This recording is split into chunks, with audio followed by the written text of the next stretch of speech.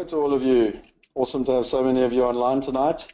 And we've got quite an interesting evening ahead of us. We're going to be sharing, not so much, we tend to do a lot of webinars and stuff on property, but I wanted to share with you just some of the experiences we've had in the last couple of months. And I think really, you probably understand that a lot we do within the business is based on the sharing side. And sorry, I just want to check, can you see my webcam there? Oh, you can see it now. Okay, great. And so really, the purpose of tonight was just to share. I also would really like a lot of questions tonight because it gets a bit boring for me. I've got a lot of notes that I've prepared and been through my notebook, my iPad, and my recordings. And I want to share with you lots of different lessons, but I think the more you ask, the more interesting it'll be for me. And I got back from America last Thursday. I presented on Thursday evening. I presented again on Friday morning. I had Saturday and Sunday at home, and I was up to Joburg yesterday, and I flew to Cape Town this morning at 4 a.m. So my energy levels are fairly low, but saying that, the more questions you ask, then hopefully the more value that I can add. So I've got Kevin is here with me, and him and I will be working together. So if you can just shout any questions in terms of where we're at. I wanted to kind of give you a little bit of an intro in terms of where we are and kind of what we're doing and what's important. So just if you look there, A360 stands for Abundance 360, and it's an event that when I was invited to Necker Island in 2015, there were two events that I was told I needed to go to. One was Abundance 360 and the other one was South by Southwest. Now you don't just go to Abundance 360, you have to be invited by someone who already knows you. You have to be interested in technology and how technology can solve some of the world's grand challenges. And anyway, I was lucky enough to get introduced by Roger and by John, and I got invited to go to Abundance 360. Now, Peter Diamandis has written the book called Bold. I highly recommend that you go and get the book Bold. I actually wouldn't mind if you just type in there Bold and Peter Diamandis just so people can copy it. Now, I will tell you can't buy it in South Africa, so you have to go on Amazon or Kalahari or I don't know. You have to figure it out. You have to buy it overseas. It's not available here. But it is one of the best books I've certainly read in the last couple. I'd put it in my top 5 books in terms of business. It really explains what's happening in the fintech space and how you can really learn and adapt and crowdfunding and everything. It really talks about where technology is going. At this event, he invited some of the most incredible speakers, one of them being Ray Kurzweil, you can see over here. Now, Ray is referred to as by Bill Gates as the father of artificial intelligence. And Larry Page has actually just hired him to do the artificial intelligence for Google. So, and I'm going to tell you a little bit about Ray Kurzweil as well. Then from there, in March went to South by Southwest. This wasn't by invite. This anyone can go to. I highly recommend going to it. It's one of the biggest technology events globally.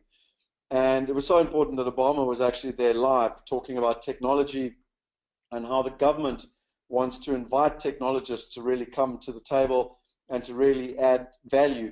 And it was fascinating. Zuma wasn't there. And but anyway, very proactively wanting to look at technologists and how government is going to play in the 21st century with the evolution of technology. And again, I'll get more into that. This guy here, Gary Vaynerchuk, is someone I would highly recommend. He's got a podcast called The Ask Gary Show, or Gary V Show, whatever it is there. You can see it up in the top right corner. And, he's one of probably the most respected internet marketers, internet businessmen out there, certainly in the top 5. And, really interesting guy. The only downside to him, which is something I'll probably share a bit of as well, he swears quite a lot. And, which frustrates a couple of people. But what an authentic, just really awesome guy. And again, I'll share quite a bit about what we learned from him. And then thirdly, I was very privileged to, be invited back for a second time to come to Necker Island. And this is the island. You can see it here on the screen. And, got to spend time with Richard. This was actually a picture from 2015. Unfortunately, this year we didn't get to spend as much time as we did last year. He was going through the hostile takeover of Virgin America, where he made $1 billion the day that we were there. $1 billion US, just to put it in perspective, and was really upset. So tonight I'm going to share with you some of the things and why and some of the lessons that we learned. And, I always joke, but, the man's 65. He's one of the fittest people I've ever met. He's got an awesome family. and he loves to have fun. And this was just a picture of us at one of the dress-ups, and this was him and I and a friend having some fun at one of the other dress-ups. So we will get into the detail, but I think also, one of the things in life is don't take yourself too seriously. And I really enjoyed not just spending time with Richard, but 20 other incredible entrepreneurs. And I've got a huge amount to share tonight. So I don't know how long you want to go for. I can go as long as possible, but I've got a lot to share that I really want to get through. So I want to get started with what motivates people. Now, if you've watched some of my presentations before, or some of the presentations we've done at the breakfast or the team or anything, you might actually have an idea around this. But I want to see if you, firstly, are concentrating, and secondly, are engaging. And I wanted to understand what motivates people, because I think some people will be sitting there and they'll be going, how do I go to Necker Island? Or what have I got to do to meet Richard Branson? Or how do I go to Abundance 360? And so my question is, what motivates people? What's the most important thing that people are looking for when one's looking at motivation? So if you're not quite sure, you can go to the top right corner and type it. But yeah, I'm going to have some fun tonight and play and engage, and I'm really interested because there's no right and there's no wrong, and different people are writing down what they want. So we've got financial freedom, reaching my goals, freedom, passion for property, value, a challenge, helping others. So thanks to all of those of you that are putting stuff in there. Goal driven. Cliff, I haven't moved more than 20 meters from when I saw you today. But anyway, to be a value, balance. Okay, so there's a lot here, helping others, etc. So that's awesome. And I think really the more you know what motivates you, it's really, really critical. There's a brilliant TED Talk that I would highly recommend called, it's from Simon Sinek, and it's How Great Leaders Inspire. If you just type in there Simon Sinek and how great leaders inspire, I don't know the exact wording, but it'll come. And it's fascinating because everyone around the world kind of focuses to start off with on the how and the what. So they're like, well, how do I do this? Or what have I got to do? And the question is really why. And once one gets very clear on the why, then it's very easy to actually figure out the how and the what. So if I look at just some of these, Anne wanted financial freedom. If you get very clear on the why, then that'll motivate you. But if you focus on the how and the what, then you're going to get, I always joke the analogy of walking around a mountain. You're going to walk around the base of the mountain, and every path will do. But when you get very clear on your why, it's like the top of the mountain. You get very clear on, on the top of the mountain and why you've got to get to the top of that mountain.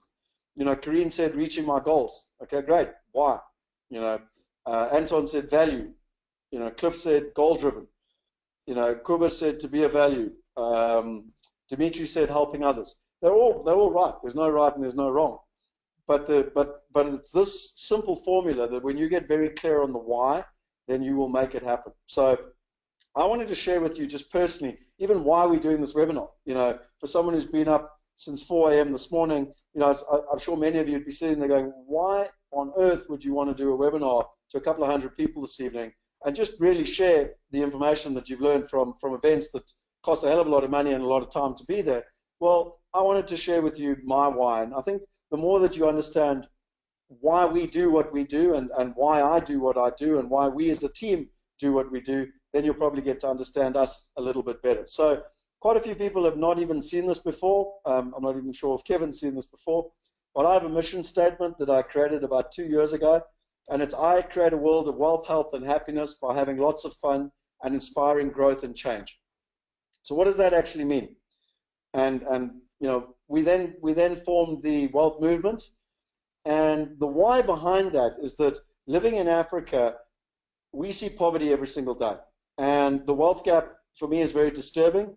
I come from a place where, if you've read my book, Property Going Global, you will know that I came from a middle-income family, but I also dealt with poverty quite closely, with my father, unfortunately, being bankrupted. And so for me, I came up with something at a young age, that money would never be a problem to me or anyone close to me. As I grew up and I understood what technology was, I was like, well, hang on, rather than just solving it for me, my friends, and my family, why don't we extend this to a much, much deeper, broader level? And the more that, that I've researched it, and the more time that I've spent in the last 17 years of my life, we've been looking at how technology can solve the problem. And really, when going to Abundance 360, as an example, was that the big question there is, how does technology solve the world's greatest problems? Well, the greatest problem, according to the World Economic Forum, that the planet has is the wealth gap. And what's really interesting is that we formed the wealth movement because we said, well, we want to go out and empower 1 billion people. And then people go, well, why do you want to do that? And well, it's very simple to me, because it's the greatest challenge on the planet. When you live in Africa, you see poverty every single day. And most importantly, in our lifetime, it's feasible. And let me show you the how and the what as to how we see ourselves doing that. So there's 3 legs to the table. I feel very strongly that if we empower children with entrepreneurship training, then that's the greatest freedom you can give anyone. No one can control you, no school, no university, no boss, no country, no tax man. And so we found a charity out of America called Lemonade Day, and we brought it to South Africa. And it's like a McDonald's system, but ultimately it only does 2 things. It teaches a child self-belief, and it teaches them how to make 1 rand, $1, €1. And effectively, it teaches them about entrepreneurship training. And I truly believe that if we want to live in Africa or the emerging world, or to be perfectly honest, anywhere on the planet, if we don't empower the children, we have no future. The second step is empowering women. What most people don't know is that 2/3 of all women, or 2/3 of all illiterate people are actually women. And when you empower a woman, they have 9 times bigger impact on a community than men do. So unfortunately, I'm a male, and that puts me in the redundant section of the curve. But really, and I've got some stats actually later. I'll just tell them now. 66 million girls are looking to get educated. The number way to solve poverty is to educate teenage girls. They've done a study that in India, you can increase the economy by $5 billion if you educate just 1% more of the women or the teenage girls. So, I mean, the stats are actually there as to how and what to do. And specifically when it comes to finances and investment, it's been a very male-dominated world. 96% of all venture capital in America has gone to white males from 4 universities, just to put it in perspective, if anyone disagrees with the numbers.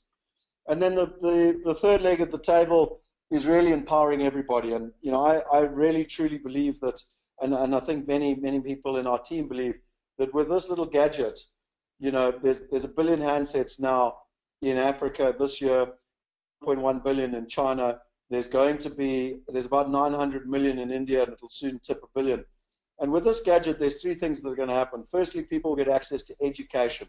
So where there's just no schools, no teachers, they'll get access to education. Then they're going to want access to health. And finally, they're going to want access to wealth. And we truly believe the greatest way to solve the wealth gap is that when someone can invest $1 per opportunity in the same type of opportunity that Henny Besaidnout or Hilda Landerstedt or Donald Trump is getting the opportunity to invest in. So the same quality deals with the same relative returns, but with their $1, with their $10, with their $100, versus putting it in some crappy funeral policy. And so I'm going to share with you later tonight, and I'm going to share with you a lot of lessons leading up to it, but I'm going to share with you tonight how we are literally launching in the next, well, it's just more than a week, our freedom opportunity, where people will have the access to invest with billionaires with $100. And now, rather than just going, oh, it's too good to be true and whatever, well, now you understand our why. And our dream is to get it down to $1 per person per investment. And it's why education is such an important part. So I'll start off with the very first thing, and Peter Diamante says this, if you want to be a billionaire, what do you have to do?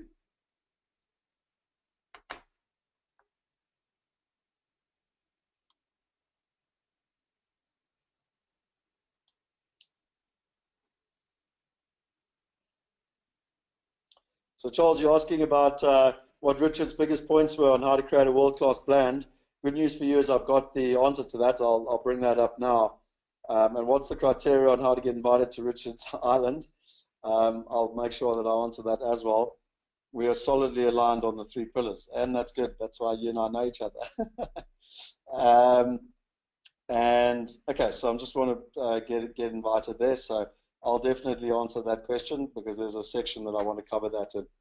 Okay, so I think what's really, really important is that, when we built IPS right back in the beginning, back in 2004, the entire model was built on this statement from Zig Ziglar. You can have anything you want in life if you help enough other people get what they want.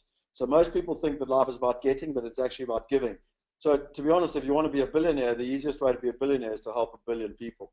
I also wanted to put this in perspective because this is a beautiful saying and it's so simple, yet so many people don't take it into account, is it's from Confucius, and it says, I hear and I forget, I see and I remember, I do and I understand.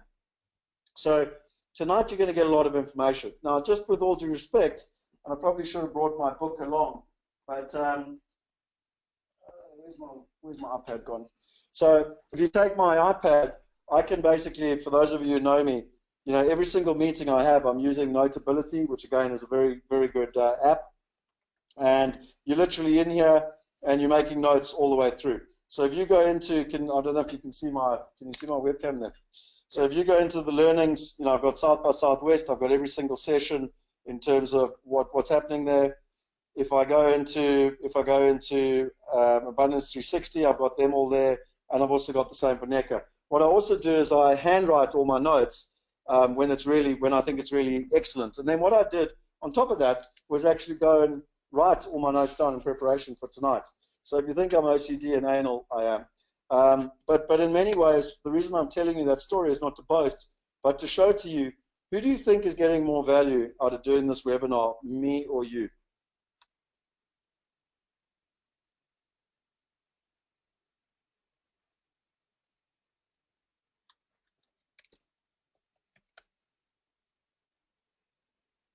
Yeah. So I can see a bunch of people are coming through, and both I agree to an extent. But ironically, at a selfish level, you know, I'm getting probably more value than anyone, because what it does is it takes the lessons learned in January, the lessons learned in March, the lessons learned in April, and because you have to synthesize it and prepare and go through it all again, it really internalizes the stuff. So again, I'm only sharing this with you because what are you learning that you could share with other people? And ultimately it helps you in the process. And possibly even, and I'm happy to share these crib notes with people. So if you want to just write the word crib or whatever, I don't know. I'm sure we can send it to people, but then you'll have it. And you know, maybe it'd be worthwhile, you know, you sharing something with others. I also think that, you know, we've spoken a lot about the inner circle, and we really, you know, I mean, effectively what we're doing now is really, you know, part of the inner circle and where we're going and stuff. But the old days was about, you know, come along, come to my course, come to my mentoring session, come to my coaching session. I'm going to charge you a fortune, and then good luck, go out there in the world and hopefully buy some property or do something, start a business or something, I promise you. Whereas I believe in the 21st century, it's again learn by doing. And one of the reasons we're forming the inner circle, and one of the reasons Dolph DeRuss is so actively involved, is that we want to help people invest by doing. So, you know, if you're investing $100 and you invest by doing, but you're investing with Henny and learning all about the due diligence process and everything else, like that is 1,000 times better than reading a book on commercial property investment. I can guarantee it because I've done it for 5 or 6 years in terms of what's happening. Okay, so I can see there's lots of comments coming through here. I wanted to start off with 6 major trends, which, you know, I've shared with a number of people, and these are 6 trends that, whether you like it or not, are going to change your life. Those 6 trends that came up at Abundance 360 at South by Southwest and with all the entrepreneurs at NECA Island. And the first one is the deception of linear and exponential. Some of you that know me well are getting quite bored of this, but really it is such an important understanding. And most people understand linear, and that's, you know, how business has always been done. And then you've got exponential, and it goes through this whole period of disappointment. And you know, no one heard of Uber for it's been in existence now for, this is its 7th year. And no one heard of it for the first 5 years. And yet suddenly now everyone knows about it. That's a classic example of how it goes underground. People don't know what's going on, and then boom, it pops through to the other side. And there's a couple of things that I think are really important. You know, Ray Kurzweil said that a 1% improvement only needs to double 7 times until it's 100%. So what these guys do when they're looking at predicting the future, they're not looking at something growing at 20 or 30%. They're looking at multiples. So if you literally go from 20 investors to 40 investors to 80 investors, that's what they're interested in, because it's that multiplication effect that really takes, you know, that is massively, massively important.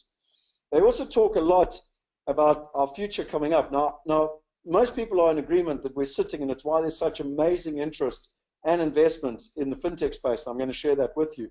And we're literally sitting at this tipping point. And there's only going to be 2 futures ahead for you.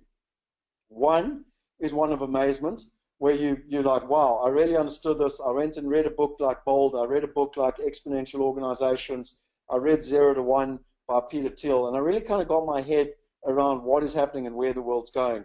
And because of that, I used those skills, and I now live in a world of abundance and amazement.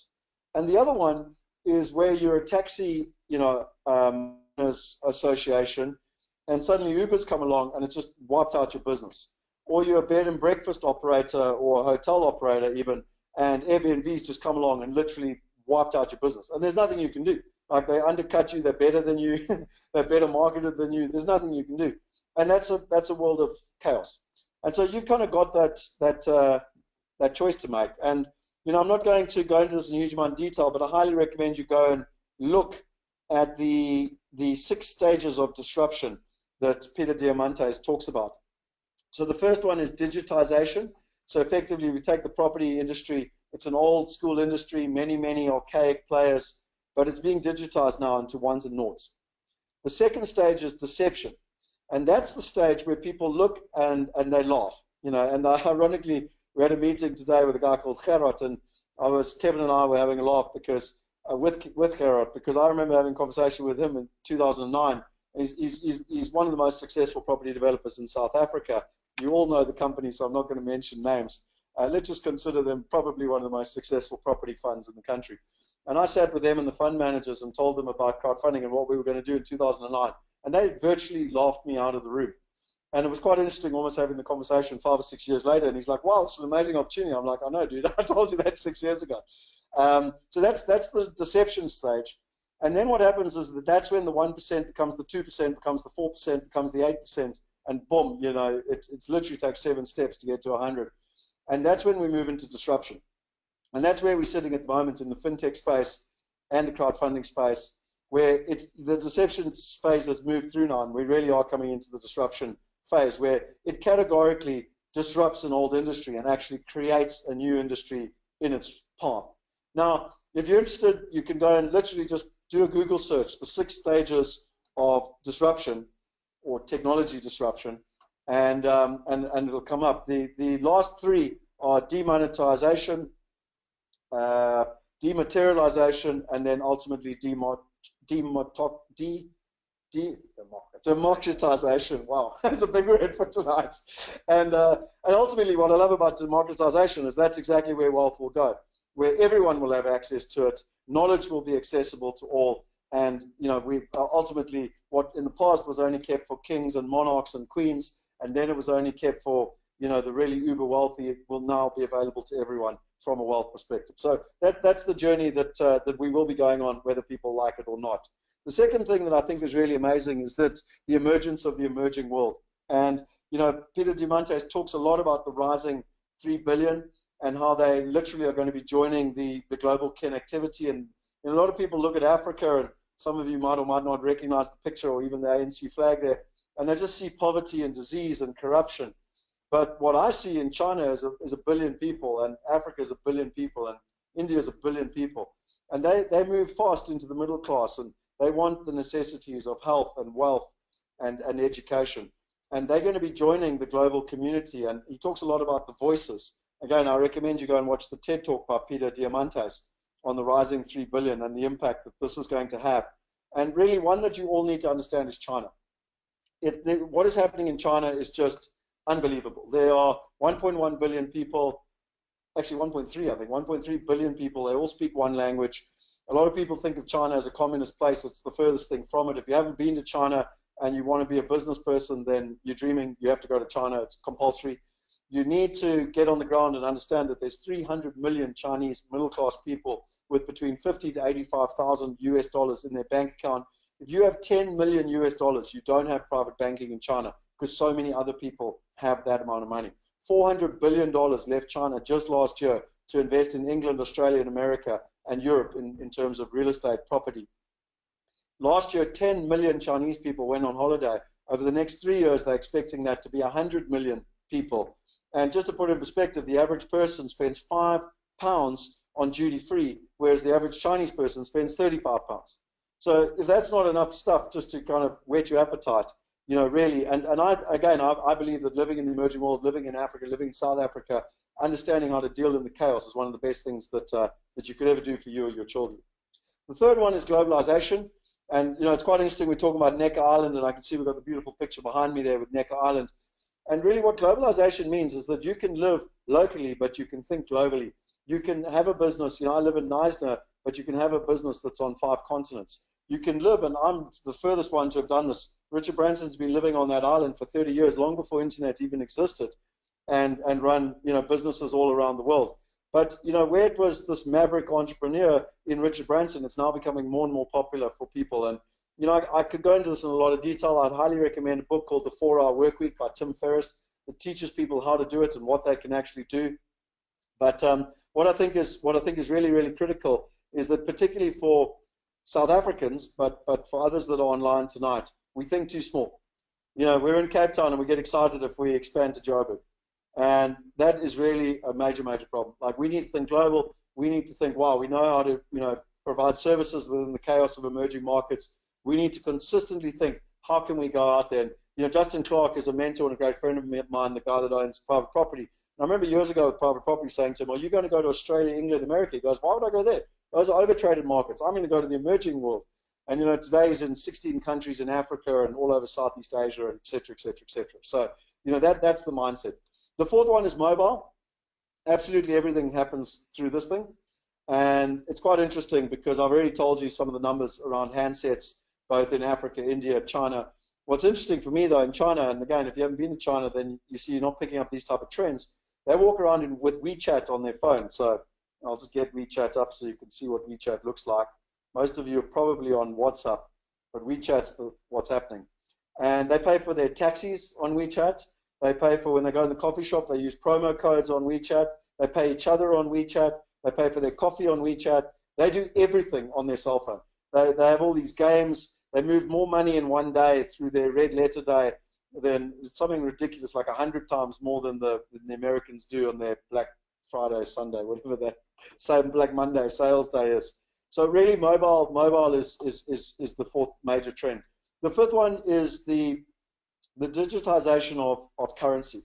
So a lot of people get confused and they get caught up in Bitcoin and blockchain and whatever it is. The bottom line is that life is actually simple. And what is it all? It's currency. In the old days, we used to use shells. Then we used gold. Today we use the US dollar. And in the very near future, we're going to use a digital medium. And it's still all currency. And Bitcoin is just one of the forms of currency. And blockchain is the foundation upon which the technology is run. And whether you agree with it or disagree with it, it's going to happen. And it's about a distributed ledger. It's about getting rid of the middleman. And I'm going to explain to you tonight how business and banks are going to change fundamentally from what we know. But it's the fifth major trend which is going to take place. And the sixth one, which I like a lot of, is that business has fundamentally changed from the I business, where it's all about me, it's all about profit, screw the environment, screw my employees, even to an extent, screw the customer, to it's about people, profit, planet, or people, planet, profit, whichever way you want to look at it. And the bottom line is that, we love, and Wealth Migrate was born on the principles of nature, the laws of nature. And what I love about, birds flying in a flock is that they can fly 70% further than a bird flying on its own. But what do animals migrating have in common? They trust each other, there's complete transparency, and they're all in alignment. Like this bird at the front here, flies for a while, and then when it gets tired, number 2 comes in. They're not trying to always be effectively trying to win every race or screw the guy behind them, etc., etc. And that is what I believe is so exciting, is that when you look at what's happening around the world, 75% of CEOs are not trusted to look after their team, to make decisions in the best interest of the environment, or to be fair, even in the interest of their customers. And technology is lifting that interface and really providing that transparency. And that's really exciting. So it's a sixth major trend, and it's happening again with or without us. So when you look at what technology is doing and the way it's disrupted many, many businesses, there's 3 major things that it does. Firstly, it dramatically cuts the costs, it cuts out the middlemen, and it really increases the efficiency, the trust, the transparency, and most importantly, the accessibility. And so what does that all mean? Like, those are 6 major trends that I now want to bring together and talk to you just some of the lessons that I've learned at the different events in terms of where we were actually at. So I'm just trying to see if there's anything really were you having a problem on the connection side? I see that some people. So a person said number 2, it was emerging markets. So I'll talk about Richard Branson's work schedule now. So I'm just going to work through the 3 events quickly. I've spoken about linear versus exponential. One of the things that's really important, and again, it's fundamentally different from what a lot of South Africans think, but experimentation is a fundamental key. The key to creativity is giving up on old ideas. So whatever you knew in the past doesn't work into the future. You need to be able to give it up. One of the things that I love most is that both Peter Diamandis and Ray Kurzweil spoke about interface moments. They said if you want to be able to predict the future, you need to look for an interface moment. So what does that mean? Well, in simple terms, the internet had actually been invented, many, many years before 1993, 1994.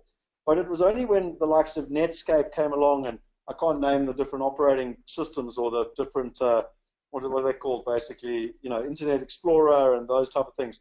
That's what's called an interface moment, because what it does is it takes an underlying complicated technology and it makes it easy for the man in the street to use.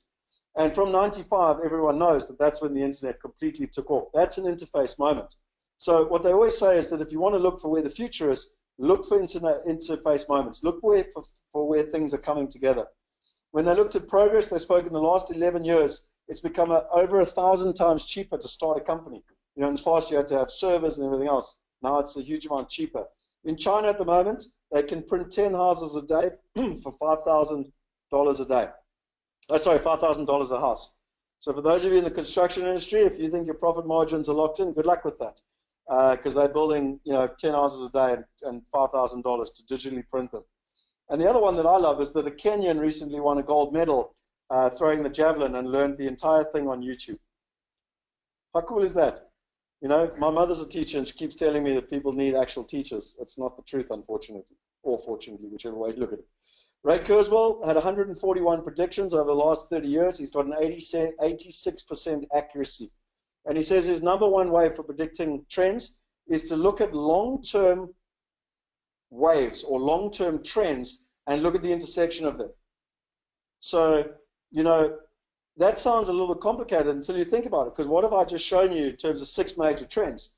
So from a Wealth Migrate perspective, we're looking at the major trends of exponential, we're looking at global, we're looking at emerging markets, we're looking at mobile, and we're looking at blockchain, all meshing together, and we're effectively creating a solution for where the world's going to be in 3 or 4 years' time. So some people sit and they think, well, you guys are crazy. Maybe we are. But the point is that that's exactly how Ray Kurzweil does it. They look on a 3 to 5 year window frame, they look at long-term trends, and they look at the emergence of those. Now, I'm going to give you some dates as to why 2020 is such a critical day or year. They also say about changing the rules. So at the moment, everyone owns a car, where in the near future, literally, cars will just be a commodity that you can just use. Like, they're just available wherever they are. And they also talk about how difficult it is to change the rules. So what most people don't know is that when cars came out, you actually had to have someone, by law, walk next to your car and make sure that they were removing the livestock. So if you know me well enough, I consistently ask to challenge the rules because I don't think all the rules are necessarily right. MTP is a massive transformative purpose. It's having a purpose of something that's much bigger than yourself or making money, and how that's probably one of the most potent weapons in business. They talk about, and this was one I love, there's a massive opportunity wherever there's excess capacity. So let's look at that. If you look at Airbnb, there's a lot of rooms out there, and so they created a platform to leverage excess capacity, and now today you've got Airbnb, which is worth $26 billion. Uber was even more interesting. You had a bunch of people with cars, and so they leveraged the platform, they leveraged that capacity, and today you've got a $50, $60 billion company. Now that works in both ways. If you've got excess capacity, it's also a massive risk to you. So if you're a hotel room with excess capacity, someone like Airbnb is going to cut out your margins. Giving back, and the number one way to solve, I've explained this about teenage girls. Some predictions I thought you might like. Know anything you want, anytime you want. So going forward in the near future, we'll be able to know anything we want, anytime we want. Scarcity will be contextual. In a world where you can do anything, why not do something which matters? Peter Diamandis. Find something you would die for and live for it. Go and check out a guy called Tom Bilyeu. I can't pronounce it. And again, I will share these crib notes if people want them. If they don't want them, then they can be Confucius and they can just hear and forget. If you're not using the cloud community versus your team, you will lose in the long run. So what does that mean? We're sitting in an office here. We've got a whole lot of team members. We still are not using the cloud enough. We're not going out. We are thinking exponentially, but we're not using the cloud enough. And in simple terms, if you're not using the cloud community versus your team, you will lose in the long run, because the best talent is gravitating to the cloud models. By 2020, this is a critical date. By 2020, the knee of the curve, where the majority of the global population is coming online in the next 4 years. So there's 2.5 billion people online right now, 2 to 2.5 billion, and the next 5 billion will generally all be coming online in the next 4 years. Now, just coming back to what I said, interface moments and long-term trends. Do you or do you not think that that is an important date? Kevin? That's pretty important. Okay. What about the focus on AR versus AI? So AR is augmented reality and AI is artificial intelligence. So augmented reality is where I'm sitting here. So at the moment we've got a screen behind us. Screens will no longer exist. We will be wearing glasses or some sort of other imagery, and we will literally be able to put a screen anywhere, like out in the environment, on a wall, on a glass, on this desk, on a computer. You won't have computers, you won't have iPads, you won't have screens, because you can literally put. And then I can be looking at Kevin, so I'm looking at him in real life, but I can look past him, and there can be like his LinkedIn profile standing like right next to him. So you're seeing real life and augmented reality all in the same process. Now, artificial intelligence, most people know about, and that's computers getting cleverer and ultimately being able to think like a human brain. Now, why is this all important? Well, there's an interface moment coming now with AR and AI, and as an example, estate agents will no longer exist. Because why would you need an estate agent when I can see the house, I can use augmented reality to walk around the house, I don't even have to go to it, I've got artificial intelligence to give me all the information, I don't need a middleman. Full stop, love me, hate me, don't shoot the messenger.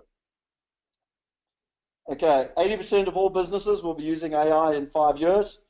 AR's inflection point is when it goes wireless, which is expected to be 2017.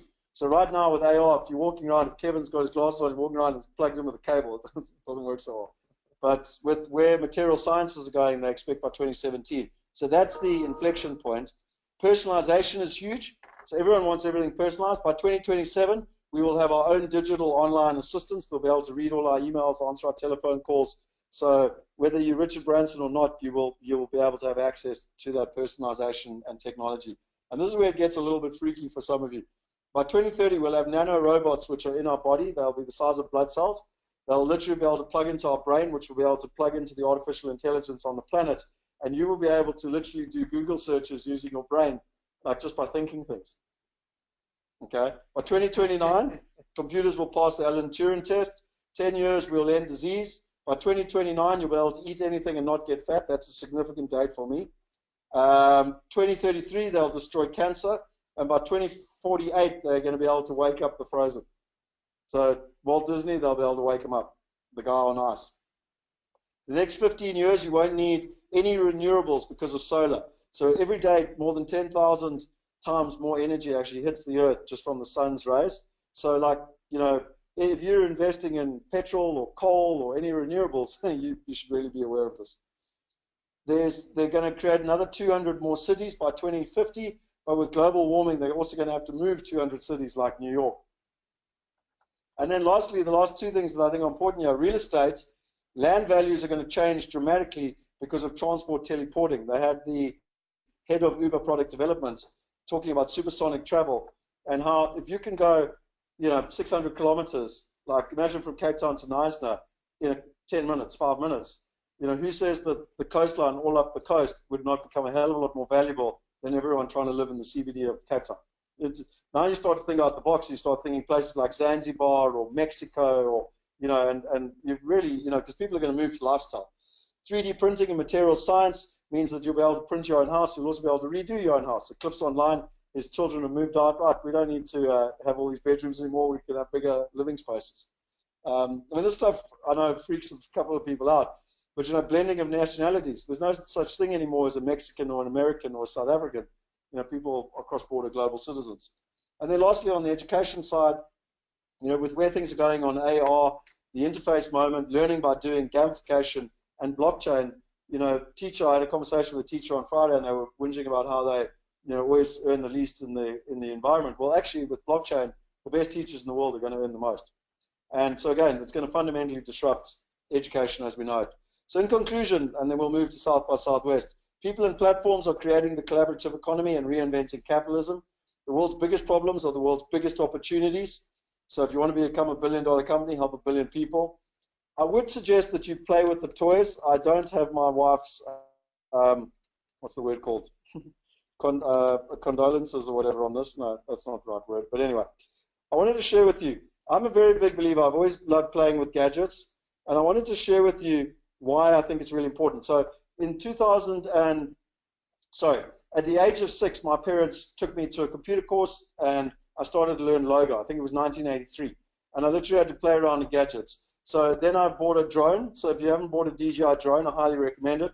It flies all over the place. It takes all these digital photographies. It's absolutely amazing. But what I've done more recently, and let's see if this is going to work, I bought this, what effectively is a robot.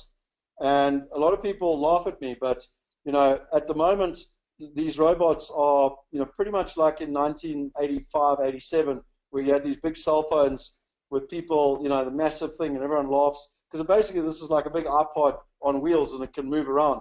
But right now I'm beaming in. I'm sitting in Cape Town in an office. I'm beaming into my home in Knysna. Apparently I'm not.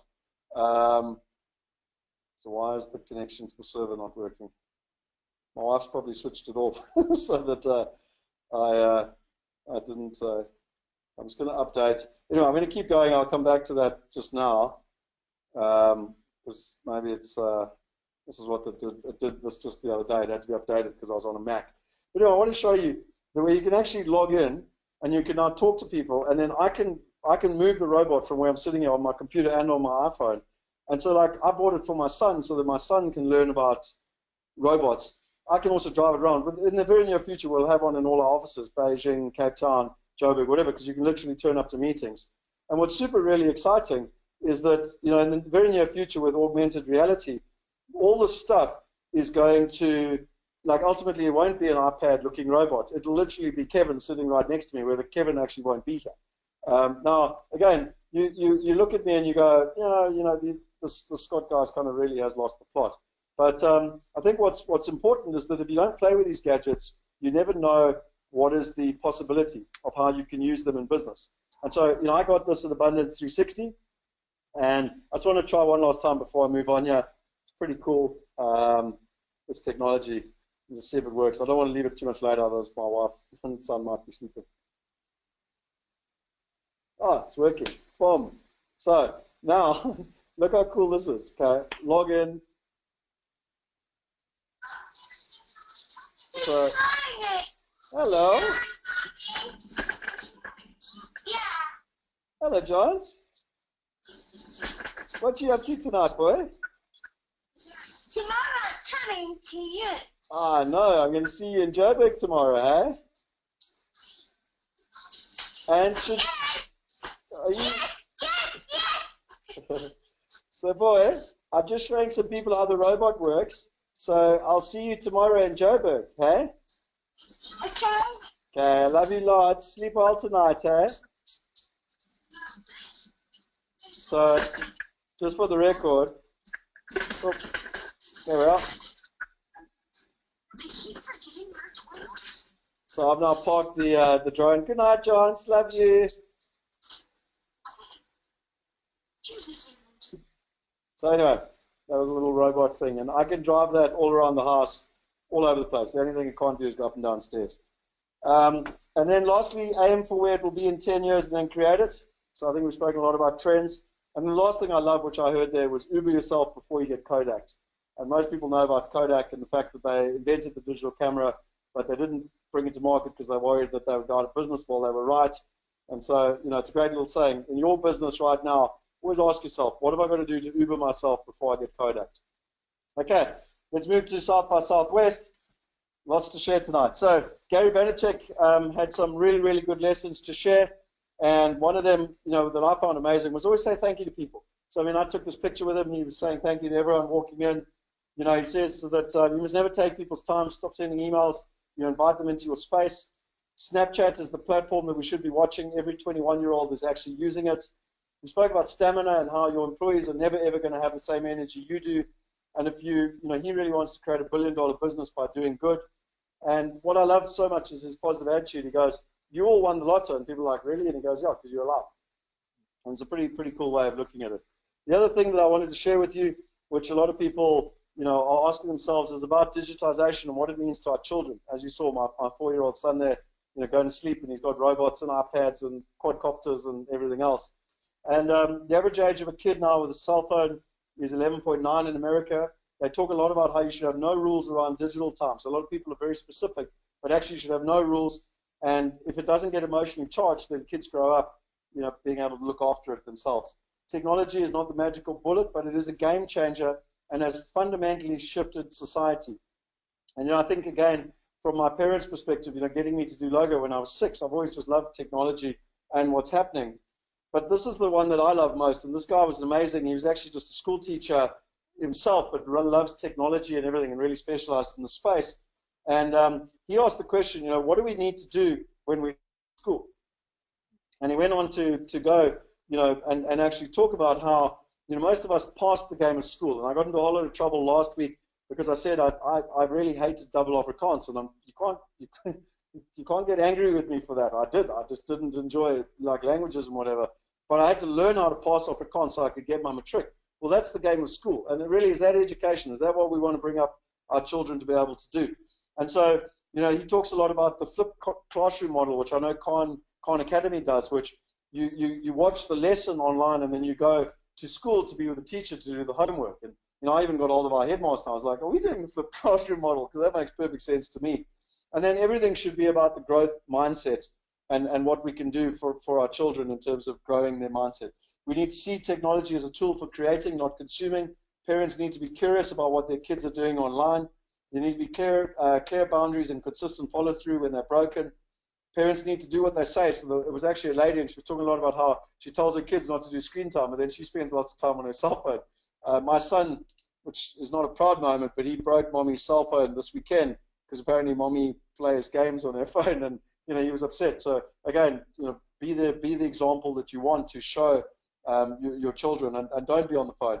There's a great book that I recommend called Conscious Parent, so you can go look that up. It's called Conscious Parent. And then lastly, what they were talking about was parents are responsible for kids' development, not the school. So I found that pretty interesting. Then the next section was a guy that was one of the 6 founding members of PayPal. And if you know or don't know, you had Elon Musk and the PayPal mafia, as they call it. And he spoke about big ideas. And I love this quote by Gandhi, where they pretty much, first they ignore you, then they laugh at you, then they fight you, then you win. And he was talking about the evolution of what happened with PayPal and exactly how they went through this. And he was talking about 5 major opportunities right now. Now, some of you won't know what these are. And to be honest, I don't have enough time to go into them in detail. And again, if you've got the crib notes, you can go and Google them. But the first one is, I can't even pronounce it properly, but it's Beffians. The second one is human assistant artificial intelligence. The third one is software eating software. The fourth one is regulatory arbitrage. That's exactly what Wealth Migrate's doing. And the fifth one is fractal knowledge, which again is exactly what Wealth Migrate's doing in the fintech space. And so I highly recommend you go, and I'll just repeat that. It's Beffians, human assisted artificial intelligence, software eating software, regulate, which is primarily in the banking space. Again, you might notice where everyone sees the opportunity at the moment. Regulatory arbitrage, and then fractal knowledge. He says he's very bullish on artificial intelligence and augmented reality. And the other one that I love to hear was that he's very bullish on cross-border e-commerce, which is pretty interesting for the space we're in.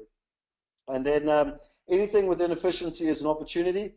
Fintech is the second biggest industry after energy in the world. He said if you want to have a business idea, walk into any bank, take their brochure off the counter, and every single one of their services is an opportunity.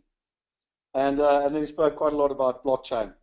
And then what I found fascinating is that there were 2 Israelis that were talking about building a $1 billion business. They both built a $1 billion business, and how it takes 10 years to do it. So everyone thinks it happens in 3 seconds. It doesn't. And some of the key lessons they learned is that they hire on passion. They only deal with transparency. So literally, even in the days where cash flow was very weak, everyone knew what it was, so that they weren't employees, they were partners.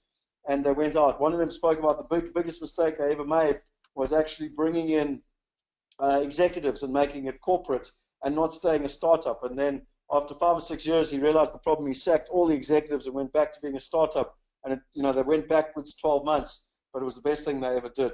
And they talk about how hiring is the hardest part. The other guy, and it's this company here. So they're the guys are in the. You can see the J curve. So this is just important from a funding perspective. Most people don't know about the J curve in building billion-dollar companies nowadays in the exponential space. And then these were the guys here that were talking, both Israeli guys. But what was interesting is this company, they spoke about how they've got 3 values, and it's really simple: innovation, be brave enough to fail, passion, and humility. That's it. Like really simple, really clean, really, really beautiful, basically. They spoke about how they both had to relocate to the USA. The CEO needs to be where it drives the most value. Now notice the difference in this. The CEO needs to be where it drives the most value. The founder needs to be based where it creates the competitive advantage. Interesting, the difference between the two. You need to be near to your market. Your communication must be massive. Transparency is everything. And the interesting thing about not living in Silicon Valley is that everywhere else in the world doesn't think big enough. And then lastly, everything for them is about partnerships. You heard this today, Kevin. The one guy said, we're good at dating. We're not very good at dating, but we're very good at marriage. And then look for aligned. This guy here, which is the other company, said it's all about looking for an aligned agenda with your customers, which I think we spoke about with the 6 trends. I do love this quote. And, literally, we cannot become what we want to by remaining what we are. So a lot of you will be sitting there going, yeah, blah, blah, Scott. Well, the problem is that we've learned a lot of stuff, and that stuff actually holds us back. So we need to almost forget what we've learned. And, there was a great session on Zappos. So if you don't know who Zappos is, I would highly, highly recommend that you go and check out Zappos. And they were talking about, it's been one of the leading companies for people to work for. It's got the highest customer satisfaction surveys, and they've just implemented a system called Holacracy, where people are leading efforts. They don't have a top-down structure. It needs really good systems. The compensation tool is where people actually are in charge of their own destiny. So you write your own novel rather than climbing a job ladder, and they adapt it to change. And what was fascinating is that a year ago, Tony Hsieh said to the whole company, if you don't believe in the vision, then please leave, and we'll incentivize you to leave. And 18% of people left. Now, when you've got 1,000 plus employees, that was a lot of people. But his logic was, well, we don't want anyone here that's not tying into the vision. And now everyone that's left is entrepreneurial and autonomous, which is exactly what they want. And the last thing they said is that bad decisions are celebrated. So again, as South Africans, we tend to be risk adverse, don't make decisions, hate to get into trouble. And that's really the opposite. And then the last thing that I wanted to share from South by Southwest, which I really think is absolutely fascinating, is what's happening in fintech. And there was a company called Uphold that I highly recommend you go and check out. So $19.1 billion has been invested in fintech over the last 3 years. $13.2 billion has been invested by venture capitalists. In 1990, we had the first wave, which was the innovation wave, but now we really are moving into the transactional wave. Uphold, to give you an example, has 87 employees. Citibank has 400,000 employees. And in the last 12 months, Uphold has moved more money cross-border than Citibank has. What's also interesting in the UK is that generally a bank like Lloyds or Barclays will charge you £25 to send money to South Africa or America, yet it only costs them 2p. That's the arbitrage. That's the fractional side that they were talking about earlier. Western Union charges 12%, so the poorest of the poor, their only way to send money is through Western Union, and they charge people 12%. And $26 billion a month leaves America to go to Mexico. So, and you think about Western Union on 12%. And he literally was like, I don't know how the CEO can sleep well at night. Like, you're literally raping the poorest of the poor, and effectively there's 100 million people in America that are unbanked. 100 million. There's only 300 million people in America. 100 million of them are unbanked. So the banks that will survive will be the wealth managers.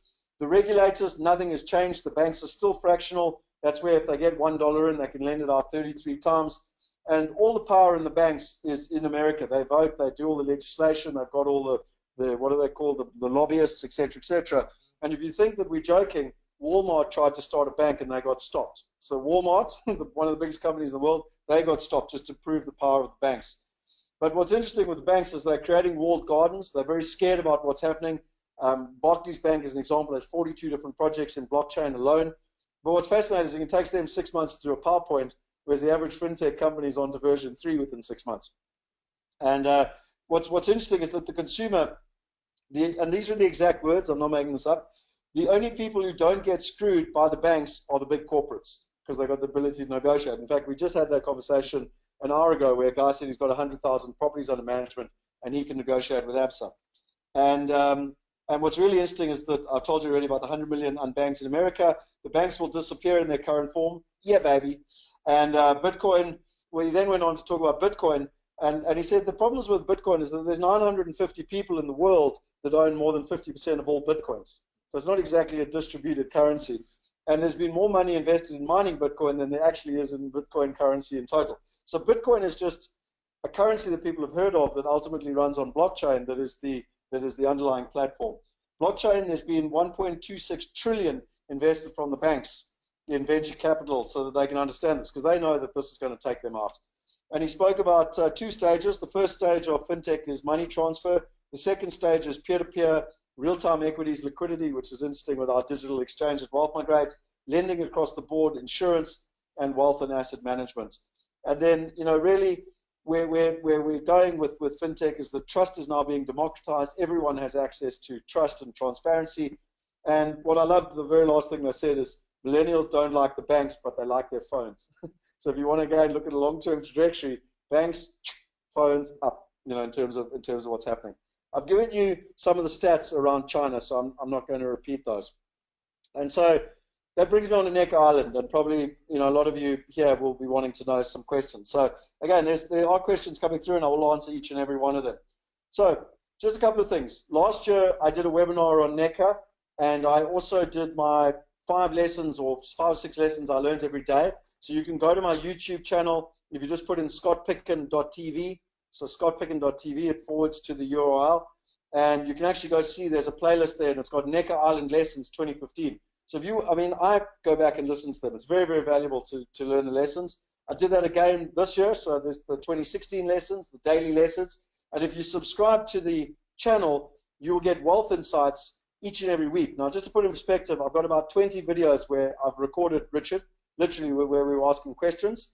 I've also recorded some of the other amazing entrepreneurs. Some of you might have seen the Wealth Insight just yesterday from a guy that started a company and sold it for $800 million, and he shares his number one thing that helped him do that. So, I recommend you watch these Wealth Insights. The logic being is that, again, the why we started off with, we're just trying to share the knowledge, and we get the privilege of dealing with some of the best and wealthiest people around the world, and my attitude is, why should it only stay in their heads, or why should I have the privilege of learning it? Why shouldn't it be shared with everyone?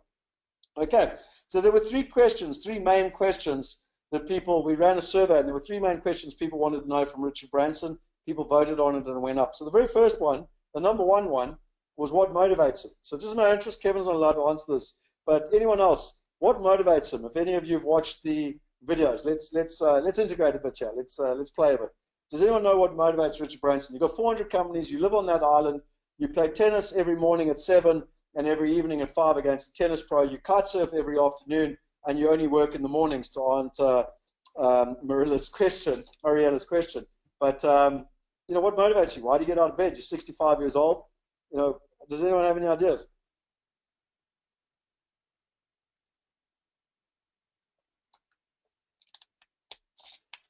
So let's just see if none of them will come up or no one's got an opinion. Where will Necker Island be 2050? So family life, empowering people. So it was interesting. It was actually to keep learning. So and I've got this on video, so you'll be shared it as a wealth insight. He said it's to keep learning, and one of the reasons that he does, Virgin Unite and the Carbon War Room and the Elders and everything, he says it's the most amazing experience. I meet these amazing people, I get thrown into difficult situations, and I keep learning. He says, why do I have 400 businesses? Well, I figured out how to run a magazine, so then I wanted to run a music store, and then I wanted to run an airline. I just get to keep learning, and that's what motivates him. That's what gets him out of bed. So yeah, he has lots of fun, family, making a difference in the world. They're all right, but the number one thing is to keep learning. The second question was the biggest risk, and just 2 seconds. And the second question was, what's your biggest risk? I actually asked him this personally, and again, I've got this on video under the Wealth Insight, and he joked and he said, when they were doing the ballooning across the Atlantic, when they were preparing, they had to go up in the balloon, and they had to learn to parachute just in case everything went pear-shaped. And so he was up there with two instructors, and he's dyslexic, so he can never remember his right from his left. And the one cord is to pull your parachute, and the other one's to release your parachute off if there was a disaster. And he couldn't quite remember if it was left or his right, and he pulled the parachute, and the whole parachute came off. And the guys had to rig up an emergency parachute. I would really recommend. There's a movie that's just come out. It's literally coming out this week, and it's called Don't Look Down. And it's the most amazing movie, all about him and his mom and his dad and his upbringing and how he does stuff. And I highly, highly recommend that you go and watch that. And then the third one was, how does he balance family and work? And again, this was my personal question I asked him at dinner, because it's something that really kind of amazes me. And, you run 400 companies, you've got a very happily married, you love your wife. You've got two great kids, both in their 20s, that have, really grounded and down to earth and just normal, great people. How do you balance all of that? And he said it's because of Joan, his wife. He said she's been the complete rock in his life. She's been there for him, been there for the children. She's an amazing person, and it was really quite amazing to hear that, because my wife is a major part. I'm here on this webinar down in Cape Town, and she's the one at home, looking after John T, et cetera, et cetera. And so it's just interesting, and again, the appreciation that he had and the gratitude actually brings tears to my eyes. Okay, so just some of the other key points here. Leadership. He spoke a lot about leadership, and if you've read any of his books, he talks about intentional listening, and how when he was a reporter, most people don't listen. They talk too much. They don't listen. And how he used to take notes. So, I don't know where my book is. It's actually in my other bag, I think. Let me just check here quickly. I just want to make sure I don't have it on me. But he talks a lot about how he makes notes and how he writes everything down. What's absolutely fascinating, I've actually got it here. So here's my journal, and I make notes, and I then highlight, when things are really, really important, ideas. I don't know if you can see the webcam. You're seeing the webcam, no? Okay. But anyway, so I'll show you my book just now when the webcam's off. So you can just see, there's my notes, handwritten. There's a lot of science out there that if you handwrite and you draw stuff, then you're going to remember it a lot more than if you type. So I tend to record everything on Notability, because I can then have the voice recording, but I write my notes down. This is my special little book. It's my NECA book from 2015 and my NECA book from 2016. So all my other notes don't go in there. But my point being is that what's interesting with him is that you can be a complete idiot talking about the most ridiculous business idea, and he's still sitting there writing notes, listening, asking questions, and engaging with people. Then the other thing that was really interesting, and I've still got a long way to go on this, but was quality note-taking. So when you're taking notes, also drawing pictures, and some of the very wealthy people there, and there's one guy that was 36 years old, he runs 15 different companies, he's run a shipping container company, literally a shipping company out of Europe. He's 35, 36, I just want to put in perspective. 15 different companies. He sold his one business that had 400 white-collar workers, and he said it was one of the smaller ones. The scale at which America operates is just unbelievable. But he actually went on a course to do note-taking and drawing, and so that his notes could be a lot better, basically, putting in pictures. And then they also talk a lot about the team and getting the team to work as a family and care for each other. And I mean, honestly, when you look at Virgin, but specifically the team that's on NECA, it just really is taken to another level. When we discussed on the Monday when we were there, Virgin America was taken over in a hostile takeover by, I keep forgetting it, Alaska Airlines. And what happened was when they brought in Virgin America, they were only allowed by the American government to own 20% of the airline. And what was really interesting is that there was a lot of fund, I don't know what you call it, but bondholders, fund managers, etc., that had brought funding to the table. And these guys came along and effectively bought him out, and he didn't want to sell. And he made $1 billion the day we sat there. And rather than singing from the rooftops and spraying champagne everywhere, he was actually really upset by it. He was like, it's the best airline in America. We've got a brilliant team. And he literally said, if they mess with my brand or they mess with my team, I will literally start again. Because clearly there's no restraint of trade when you have a hostile takeover. But he still made $1 billion. And he said, and again, I've got this as a wealth insight. You can watch it. He said, that's the whole thing with money, is that what is really important about money? You know, life is much bigger about a much bigger purpose. And you know, I've just made $1 billion, and I'm upset and I feel empty, and that's not what life is about. And he also spoke a lot about how, which is a little bit off the record, but how he was upset with his senior people in Virgin America because they had, you know, they wanted to just take the money and run. And life is about building, you know, big picture stuff and long-term visions and really being, you know, out there.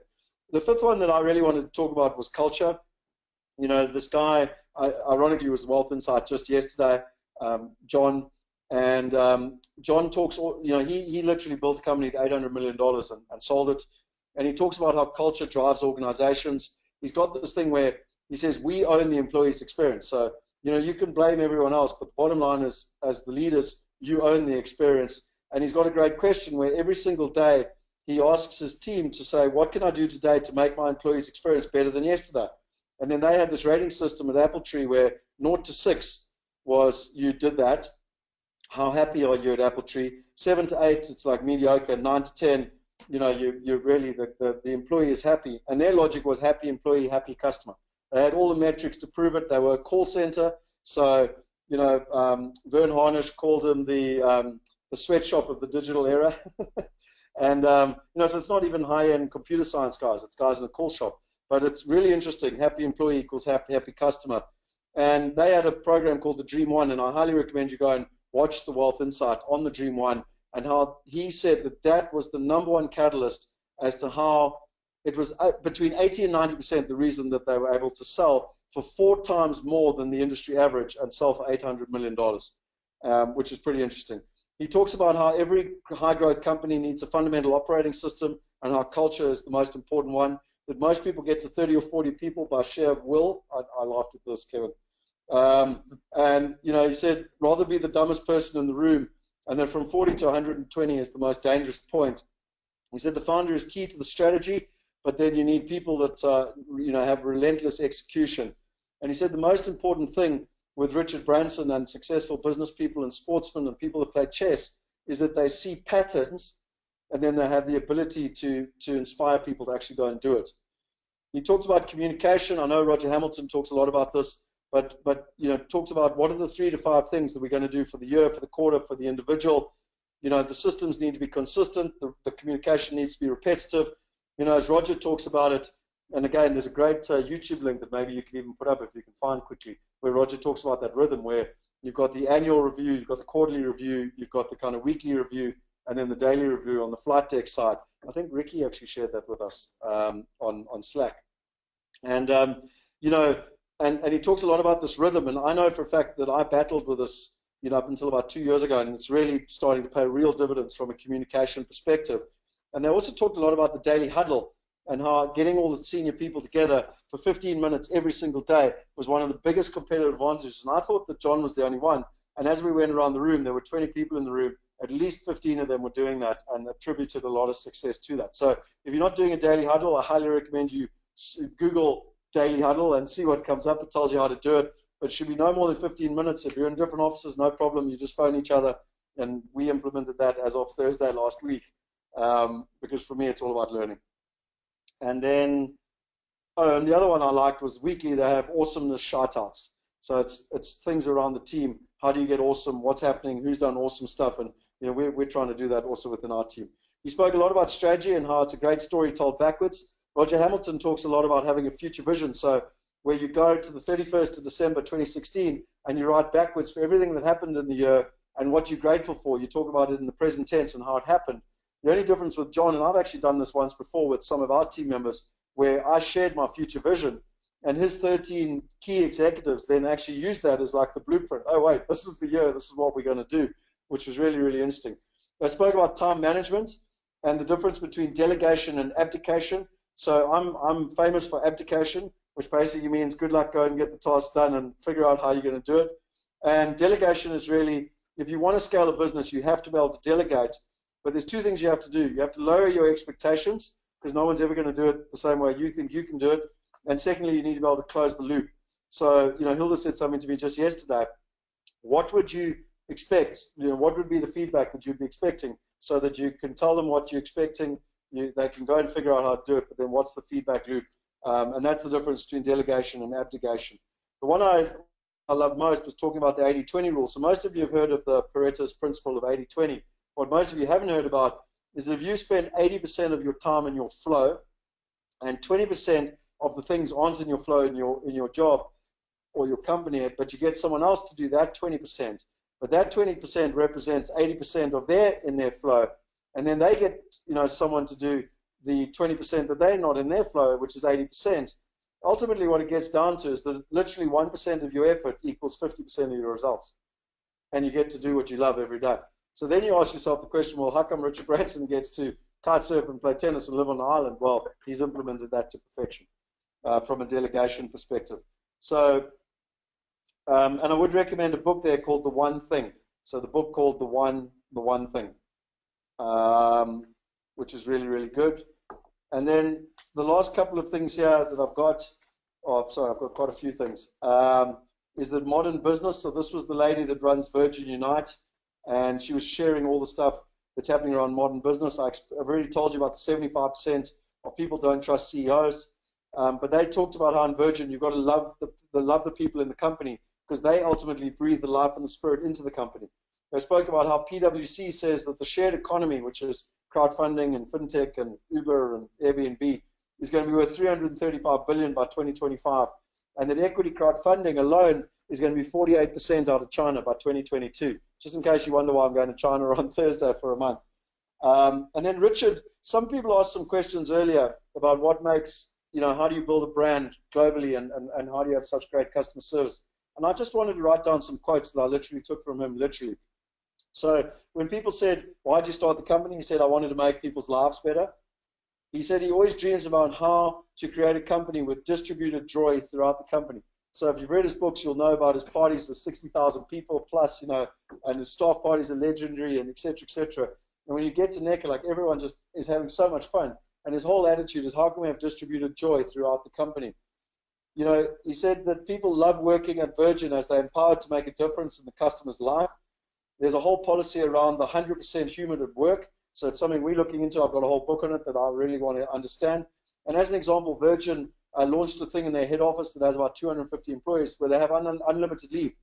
So there's no leave policy. Like the logic is that Kevin and I are working as business partners. I need a holiday, sure. He needs a holiday, sure. But there's no real leave policy because neither of us is going to drop each other or the team in it. So it's all about how teams actually work. And it's just amazing that whole handing over that autonomous authority really in terms of what's happening. He spoke a lot about people, planet, profit.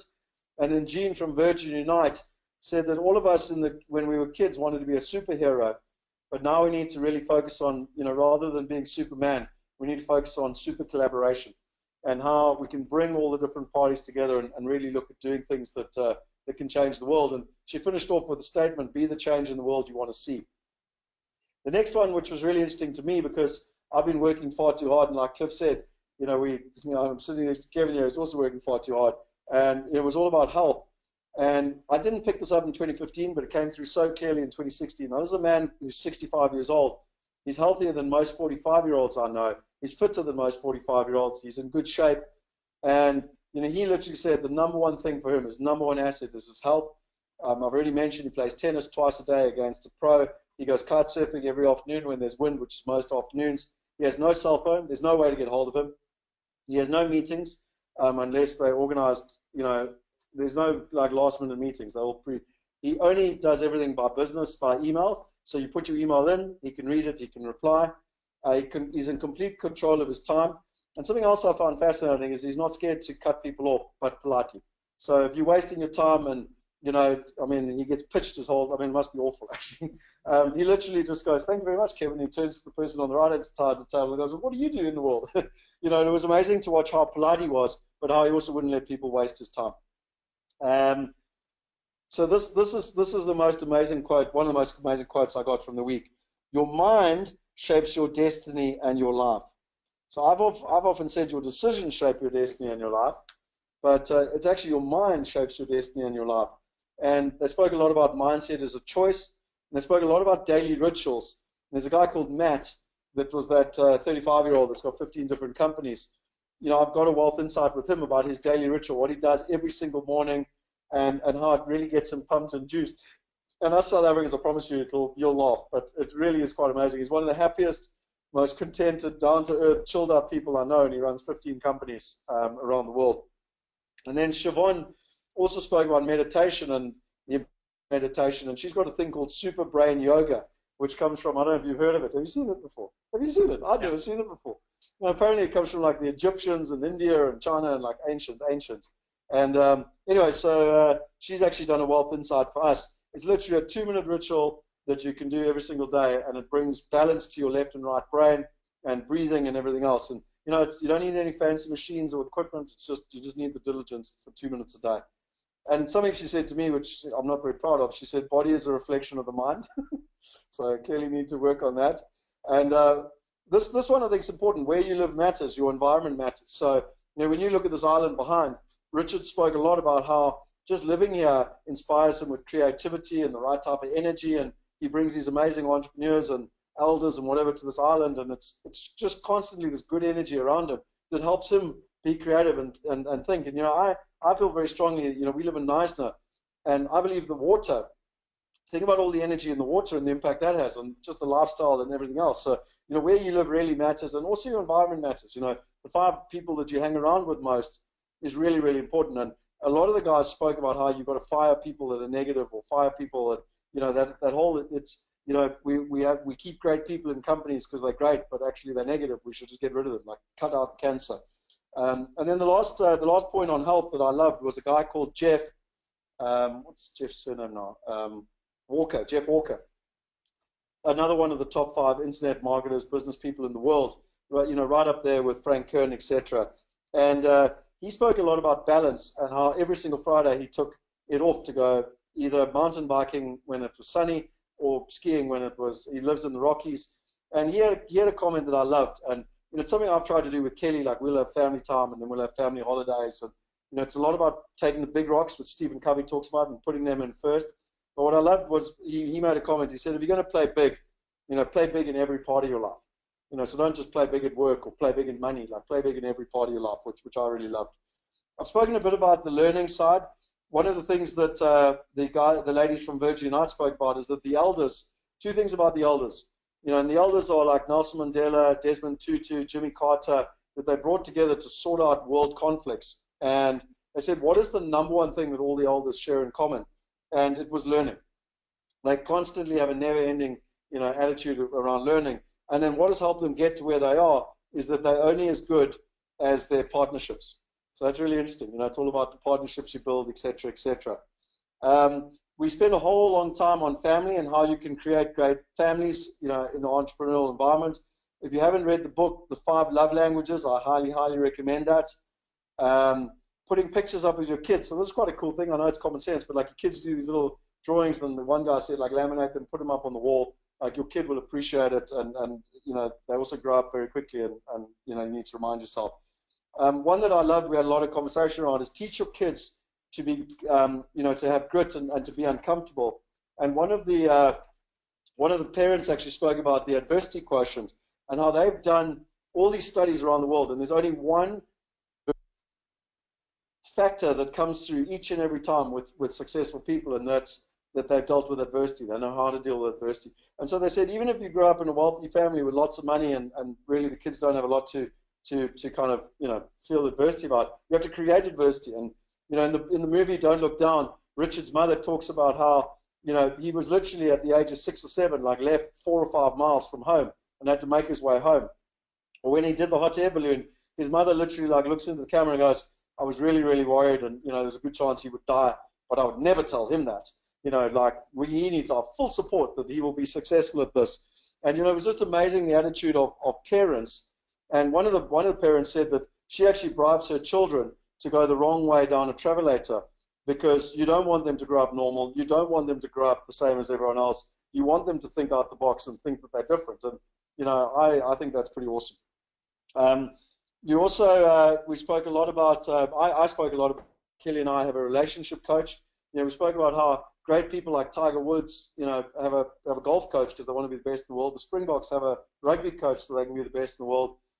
business people generally have a business coach so they can be great at business. But I asked the question, why don't most people have a relationship coach? And Kelly and I do, and it's been really, really wonderful for our relationship. And then we spoke about blocking out time. When you're dealing with all these time zones, we have this time where we block it out from 5 till 8, and then every Thursday night we do date night. And ironically, you get very busy in life, but if you don't block out these times, then it becomes a problem. And then, the last two things which I think are important here is that one was the future vision. And someone gave a quote by Van Gogh that says, he used to dream his painting and then paint his dream. How cool is that statement? So I want to give that to you again. He used to dream his painting and then paint his dream. And, everyone was speaking about goals. Matt Patton went into a huge amount of detail. And I'm pretty good with my goals, but he was just at another level. And he was just showing like how all the stuff's coming true. Like last year he couldn't kite surf, and this year he's kite surfed in the 7 best places in the world. He's not only kite surfing, he's ramping in there and doing tricks and everything. So I went from the best kite surfer to like intermediate, but he's literally kite surfed in 7 places around the world, which is one of his goals. And then Roger talks about the future vision, and I have explained it already tonight, where you take yourself a year from now and you write in the present tense about everything that happened for the year and what you're grateful for and why you're grateful for and how it happened. And it really makes the future in the present. And you can share that with people. I can show you just quickly if this comes through. I was hoping it would come through. I don't know how to bring my desktop up quickly.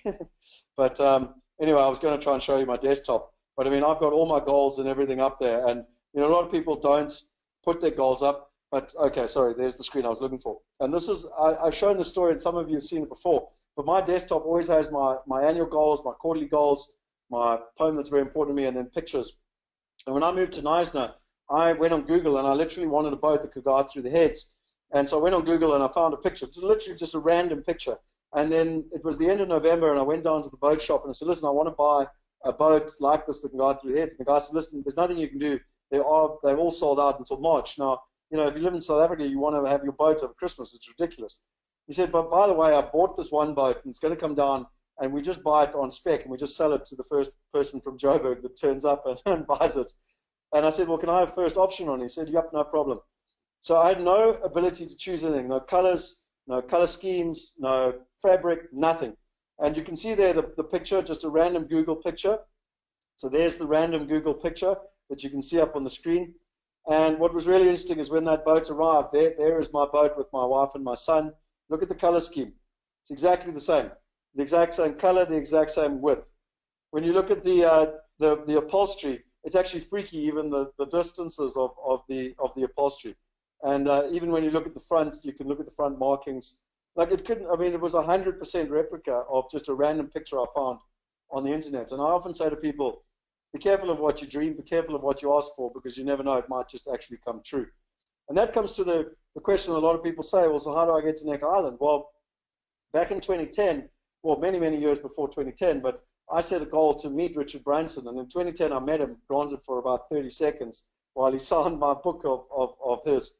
And then it was 2012, where I actually saw a YouTube video of Roger Hamilton on Neck Island. And I was like, what? You can even go to Neck Island? I didn't even know that was physically possible. And so I set myself a goal, and I was like, well, this is exactly what I'm going to do going forward. And so I asked Roger, and I said, what have I actually got to do to be able to get to Neck Island? And hopefully I'm going to just share with you some pictures here. But, it really is a spectacular place. That there is the temple. This is the lake down below. This is the grand house here. And I'm not sure if I can close this side of it. Let's see if I can get my pictures. Oh, there we are. And I'm just going to share with you pictures here. But, for me, this is the sunset, obviously. I set it as a goal, and I had no idea how to do it. I had no idea how to meet the right people. I had no idea how I could afford it, because you've got to make a sizable donation to Virgin Unite. But the point is, I got very clear on what I wanted and why I wanted it, and then I worked backwards. And I actually got invited. There's a group of entrepreneurs, as I said, that 20 of them that get together once a year, and they go to NECA. They're invited by Richard to discuss, technology and how they can solve grand challenges. And through 2 or 3 people I know, I got invited into the group. And now I've been invited twice a year. Obviously, did something right this year, because and trust me, there was a guy that came this year that won't be invited back. I can promise you. So the point being is that and it's really an amazing group of people. And my point being is that for some of you, if it's something that you're interested in, maybe let me know, and I can, if you're the right type of person, because my job is to try and keep the caliber at the same level. But I can certainly put you in contact with. It's got nothing to do with me, but it's about a threshold but most importantly, the purpose of the story wasn't about necessarily going to NECA tomorrow morning, but it's setting yourself goals and then turning them into a reality. So this is all of us sitting around at one of the business sessions. That's John, the guy that sold his business for $800 million. That there is Yannick Silver, one of the most famous internet business marketers, whatever you want to call it. This is Richard's more private home. So NECA is his private island. This is his even more private Mosquito Island, which is 4 Ks away. And I just thought I'd show you, this is just views from his pool. That's NECA Island back there in the distance. This is the jacuzzi from his kids. So basically they built all these chalets for his children to come and chill out at his more private house. This is his pool and private pool and out on the rocks, etc. That's the pool looking back the other way. This is on Mosquito Island. John actually has bought an island plot right on the top of that hill there. So he bought it for $15 million, and Bonner from U2 offered him 30, and he turned it down. And just if you want to understand numbers, and if you want to get completely freaked out, and I probably shouldn't tell you this, but it fascinates me, the HOA fees. Do you have any idea, Kevin, how much the HOA fees are per month? So just to be clear there, that stands for Homeowners Association. It's like your rates and taxes. Do you have any idea how much it costs per month? I don't know. $1,000? 50,000 US dollars. Okay, so that's, just to put in context, 750,000 Rand every month just for your HOA fees. You haven't done anything else yet. You just paid for your HOA fees. It's just like, it's at another level. Like, it's just, so that's the boat, the Necker Bell, which is there. It sleeps 12 people, which is the, the boat. This was just us having dinner. That guy, Simon, and myself. And that's the thing I enjoy most, is that you're sitting around, you're having the conversations. This is not you're not going to an event with 1,000 people or whatever. I mean, there's literally a couple of you sitting around having dinner and having conversations. That, I have no idea why it's in there. This was Richard in one of the sessions. He loves pranking, so we're all dressed up like lemurs. And this was a context we did for Virgin Unite on how to raise money for them. This is another wealth insight that if you want to go and watch, I showed you how to make $46,000 in less than 2 minutes, and basically how to pitch Richard Branson, because this was him literally explaining, what happens and how it works, etc. Again, I can't remember why that's in there. This was him when we were just playing tennis, and this was just some of the guys playing tennis with him. So that's a cool thing. Like, it's not a show thing. Like, it's literally like Kevin and I going away for a week, and we're just doing cool shit together, playing tennis and kite surfing. That's a view of Necker with the sun going down from the boat. I love this little picture. It comes from Yannick Silver, and it's creation, culture, community, and then you've got cause, and then you've got you, and it's about money, it's about your heart, and it's about having fun. How cool is that, huh? Pretty simple, pretty straightforward. He's got a great book, which I can't remember now. go and look up Yannick Silver. I can't remember. And this is just kind of the main pool. That's how lunch was served on the day, floating in, guys playing chess. Having fun. This was the guys spraying each other with water. Him and Yannick talking about just various Q&A sessions at dinner. I think you've seen some of these party pictures, so I'm not going to bore you with that. This was the zip line, just by the way. I'm not quite sure why some of these are in here, but anyway, it's my Necker lessons, so some of you have seen these. This is just one of the beaches, the zip line. So it's all fun. Everything's designed for fun. And I wanted to finish with the pictures on this story. And there's a great lesson on this, and there's a wealth insight, but I'm going to give it to you for free tonight, where most people in life say they can't have something, or they say they can't afford it. In my family, it was the same thing. It's like, well, you can't have this because you don't have the money, or this or that. And, I always use for me personally, the metaphor of the flamingos whenever I think of something. So Richard Branson wanted flamingos on his island.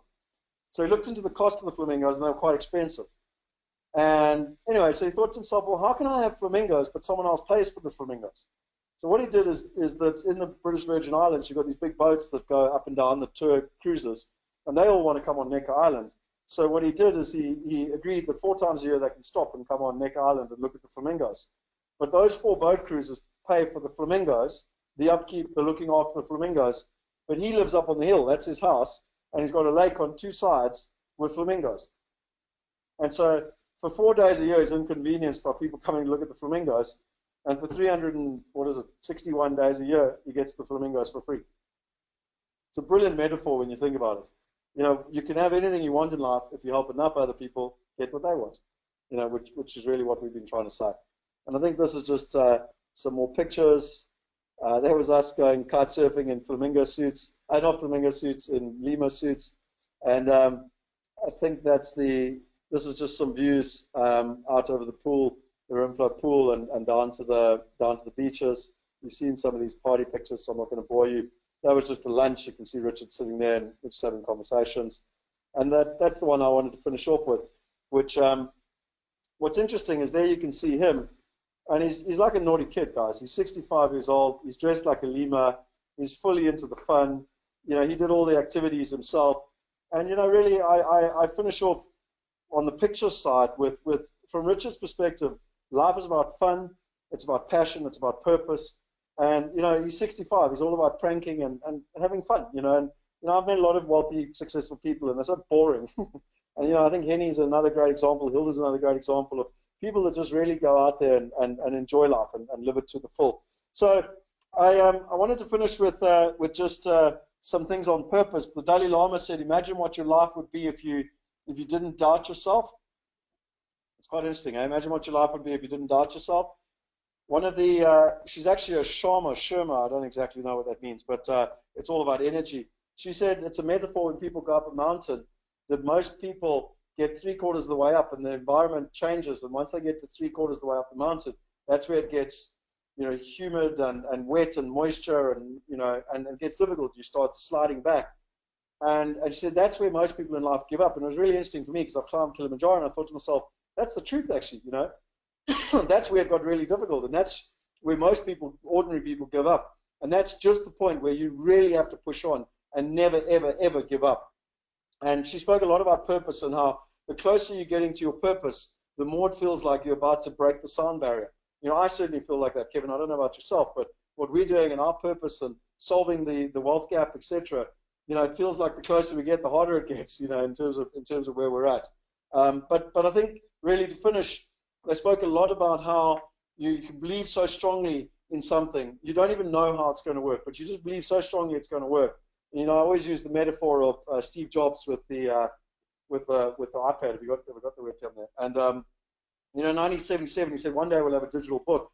And you can imagine computers were the size of, you know, this table. And in 2010, he launched the iPad. And I always say to people, you know, if you believe strongly enough, even if you don't know how, if you get very clear on the why, then you're going to figure it out. And it took him 33 years, but we finally had a digital book. So those were the lessons that really, and some of the stuff that we look for. Would you just mind looking and seeing if there's any great questions that we want to go through? And just while Kevin's looking, I wanted to share with you just very quickly, I had to do a talk to some children at Oak Hill, which is a private school in Iceland, just on Friday. I just thought I would share this with you very quickly. I don't have time to go into a lot of detail, but there's 12 laws or that I basically call the entrepreneurial code, which again, I'm happy to share with people.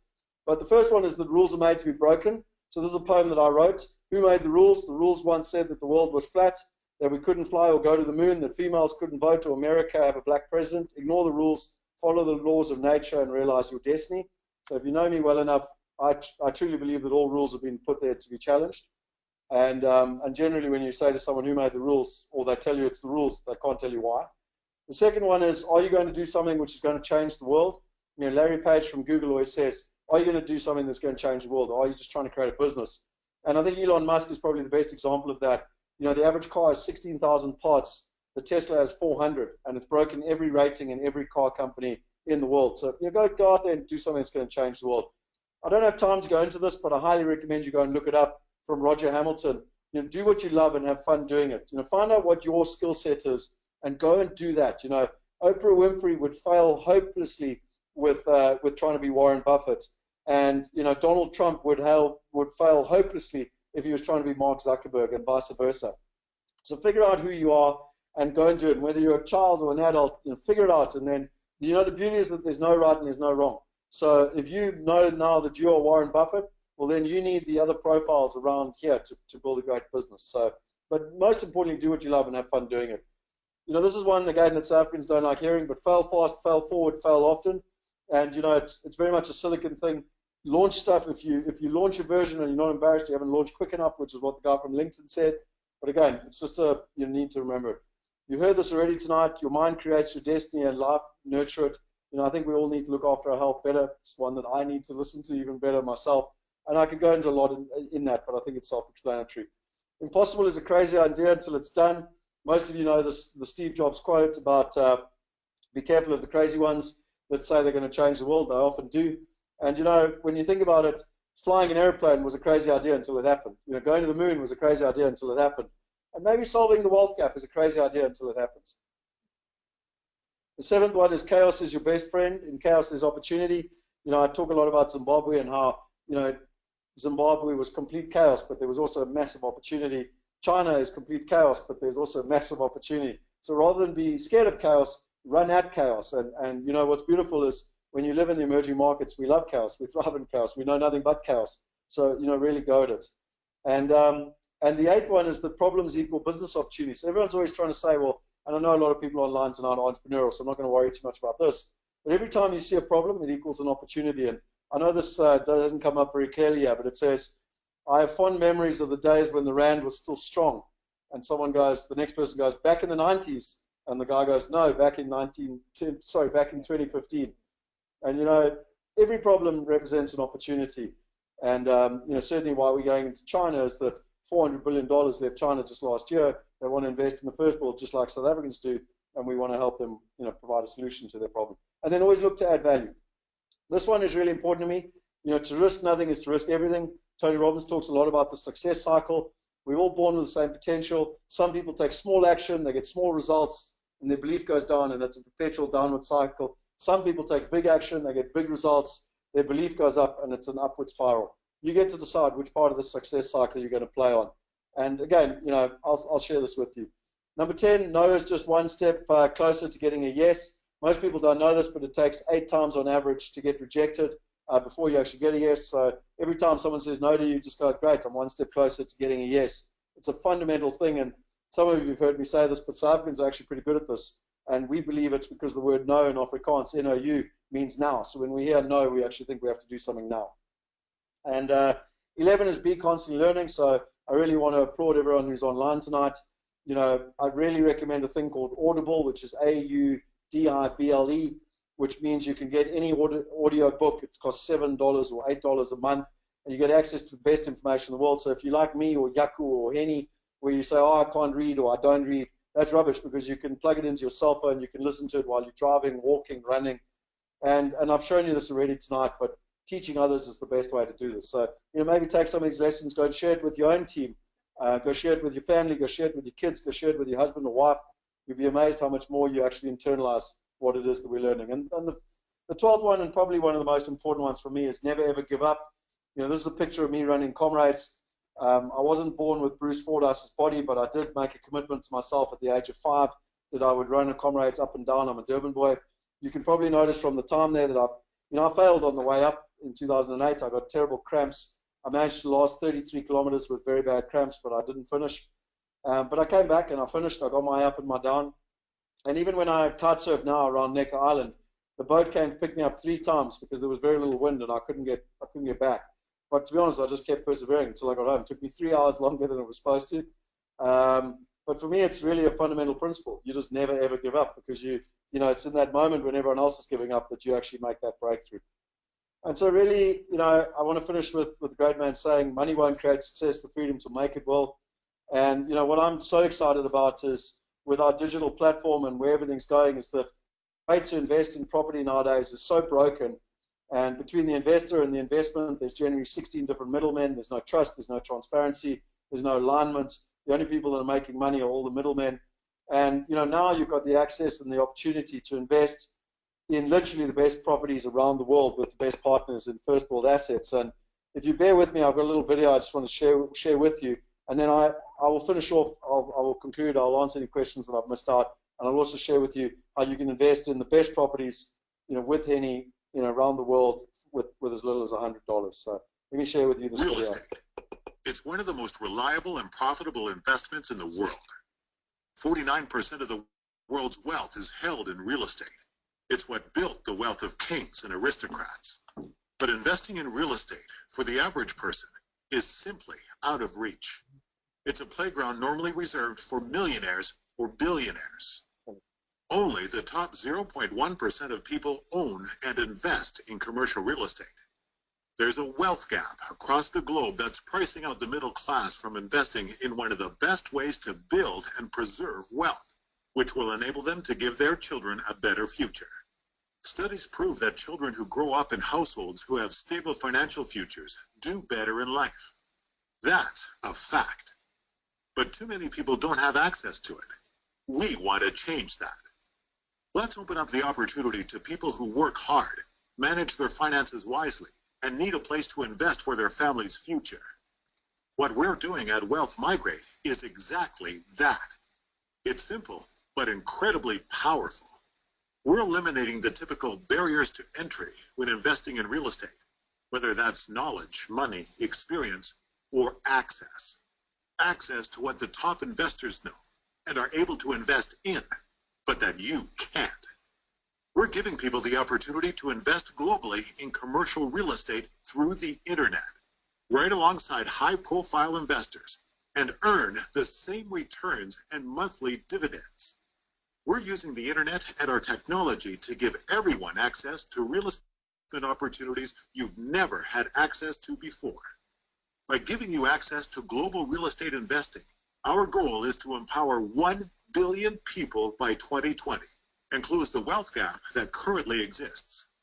It's one we know we can achieve through something we already know works: crowdfunding.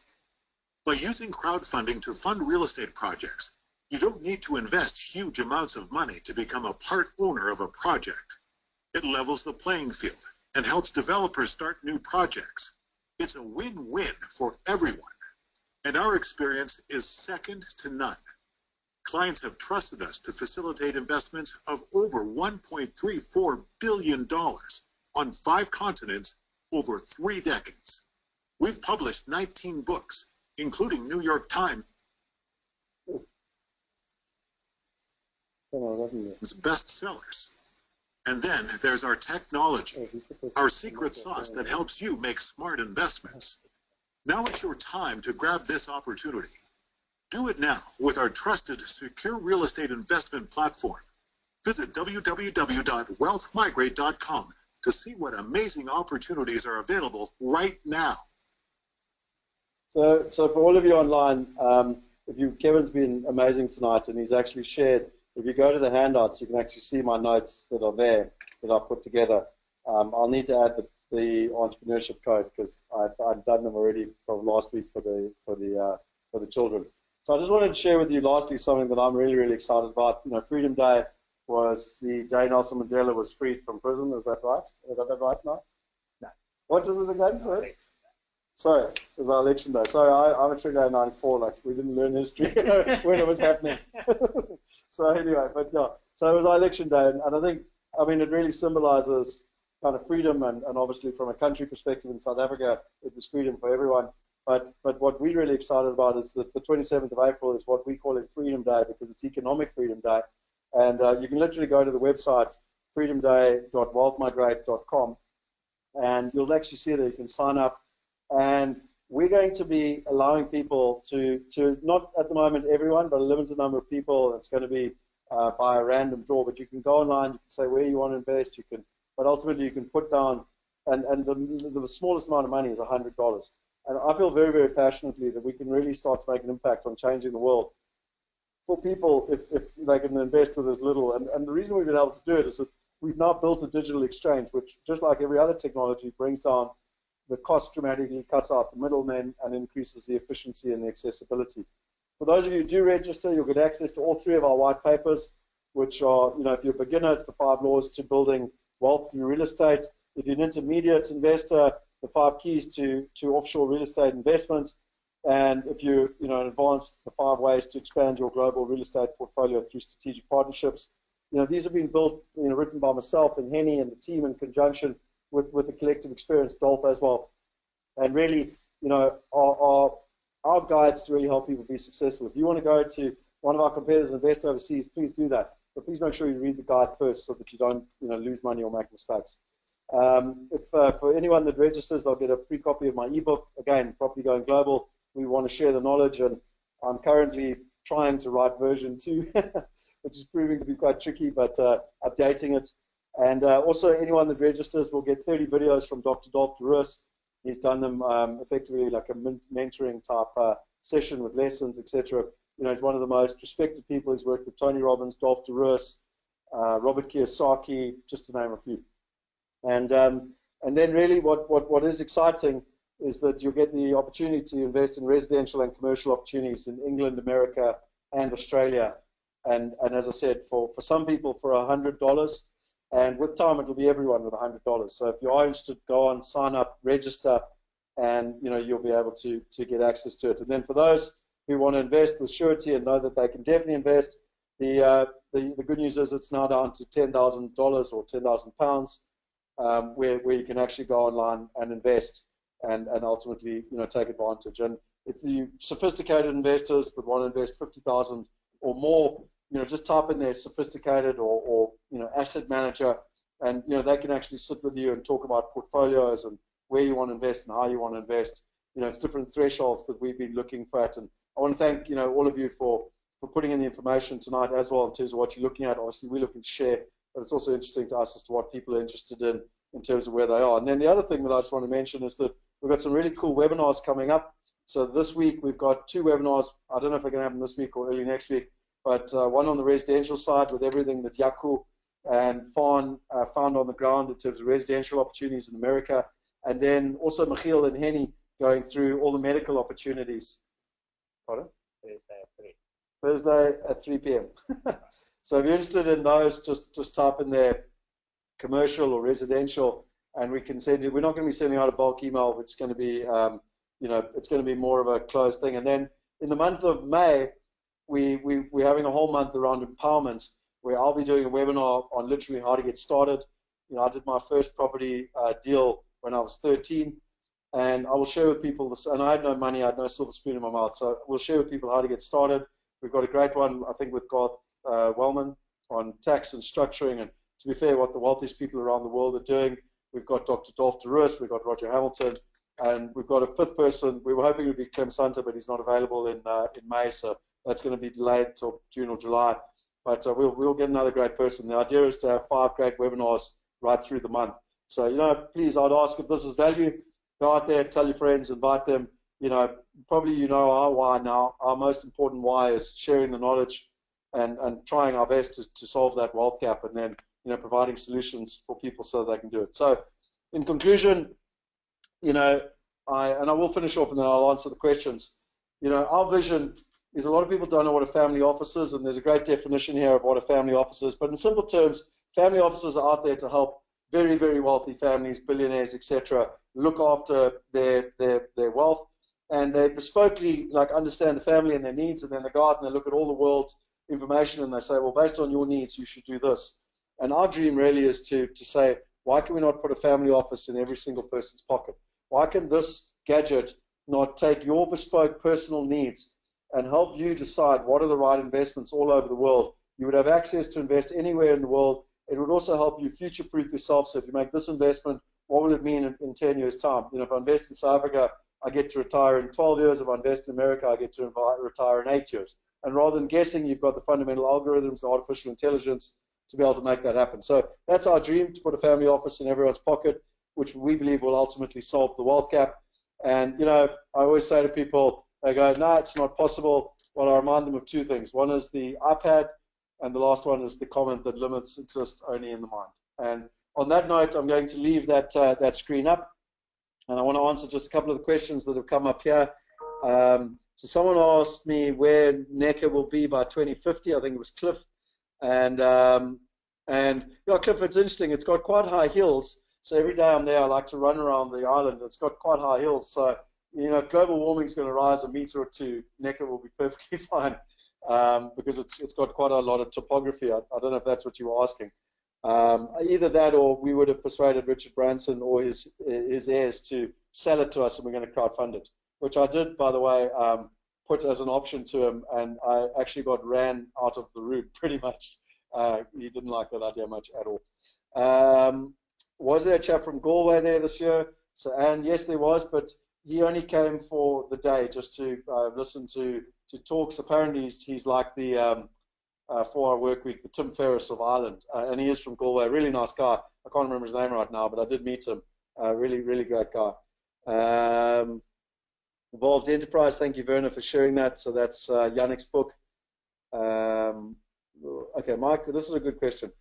My question is about employees. How we can make it work when you have cheap employees because you cannot pay the good ones, as they will take all the profit. Where and how you cross that line.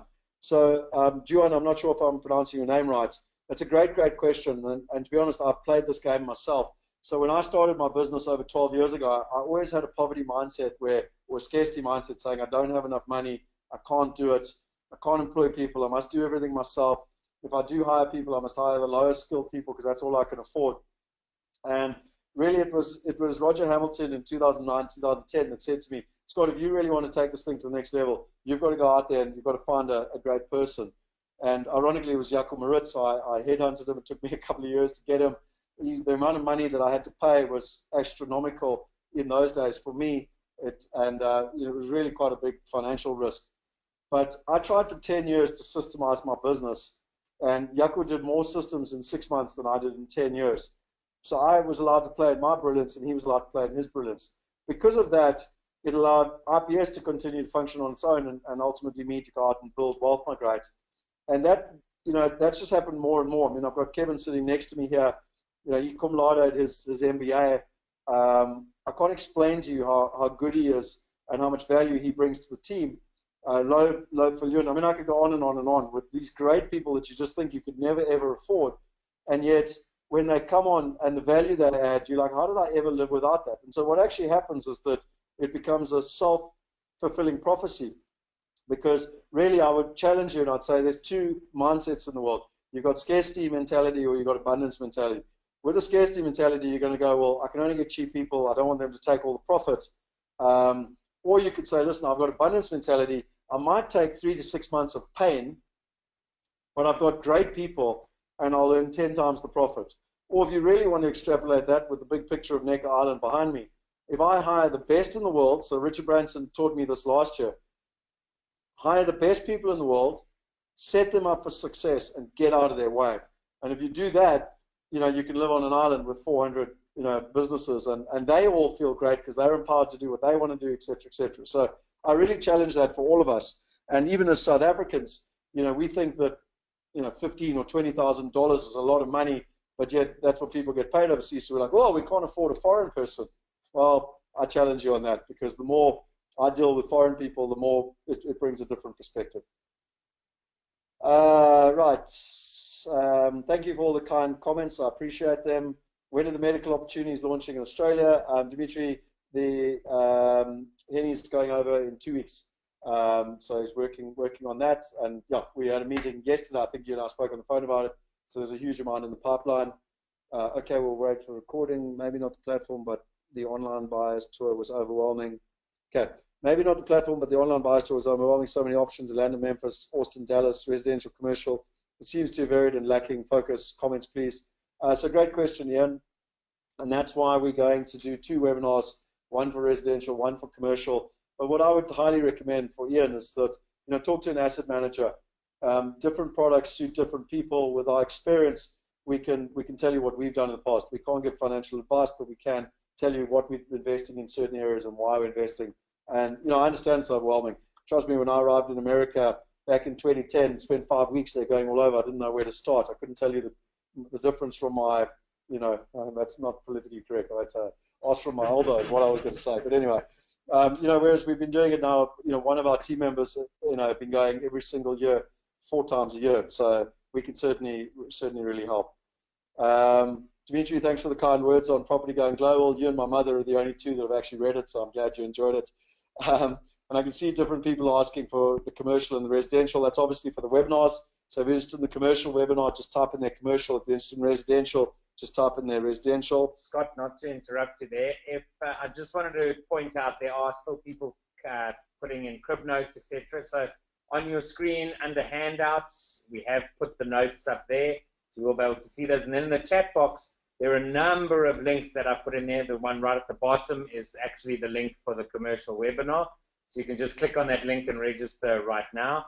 So, if you want to take a look at all those links from the books that Scott has spoken about to the YouTube videos he's mentioned, they're all there. So, before the webinar ends, do, click on all of those and get them into your. Because there's no way to get it afterwards. There's no way to get it. You're going to have to ask a couple more questions to keep us going, so we don't switch this thing off. But but just on a serious note, so that is there. And if anyone's watching the recording afterwards, you're going to have to go to the wealthmigrate.com or freedomday.wealthmigrate.com and sign up and contact us, get hold of us. If you're watching this on YouTube. So, any more questions, guys? I'll stay online for 4 or 5 more minutes till 9 o'clock. I think it's reasonable to work from 4 a.m. to 9 p.m. I think I'm allowed to go home at 9 p.m. So, any more questions here? I see the webinars are between 3 to 5. Can these possibly not be on a later time? They will be recorded and on YouTube afterwards. I think the important thing is that when we're doing work-related webinars, we are tending to try and do them during the day.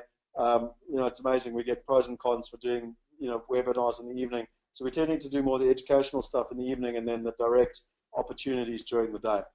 So I think that was the logic. And then just Dimitri, for that question, register for the webinar, because then you'll be sent an email with the recording link in it once the webinar is done, which does make your life a lot easier. You then know that it's coming.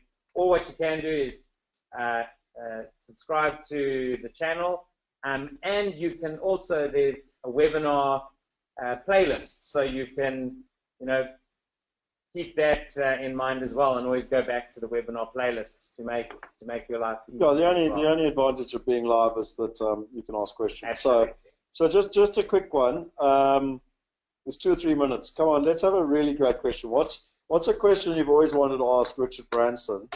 Because I'm almost without fail, I've either heard someone else ask it, or I've tried to ask it, or whatever. And I'm not being arrogant. It's just most of us have the same sort of questions. So I'm just fascinated. Is there any other question that you would like to know? And I'll try and answer it. If I can't answer it, I can't answer it. But I'd just like to know if he's been answered.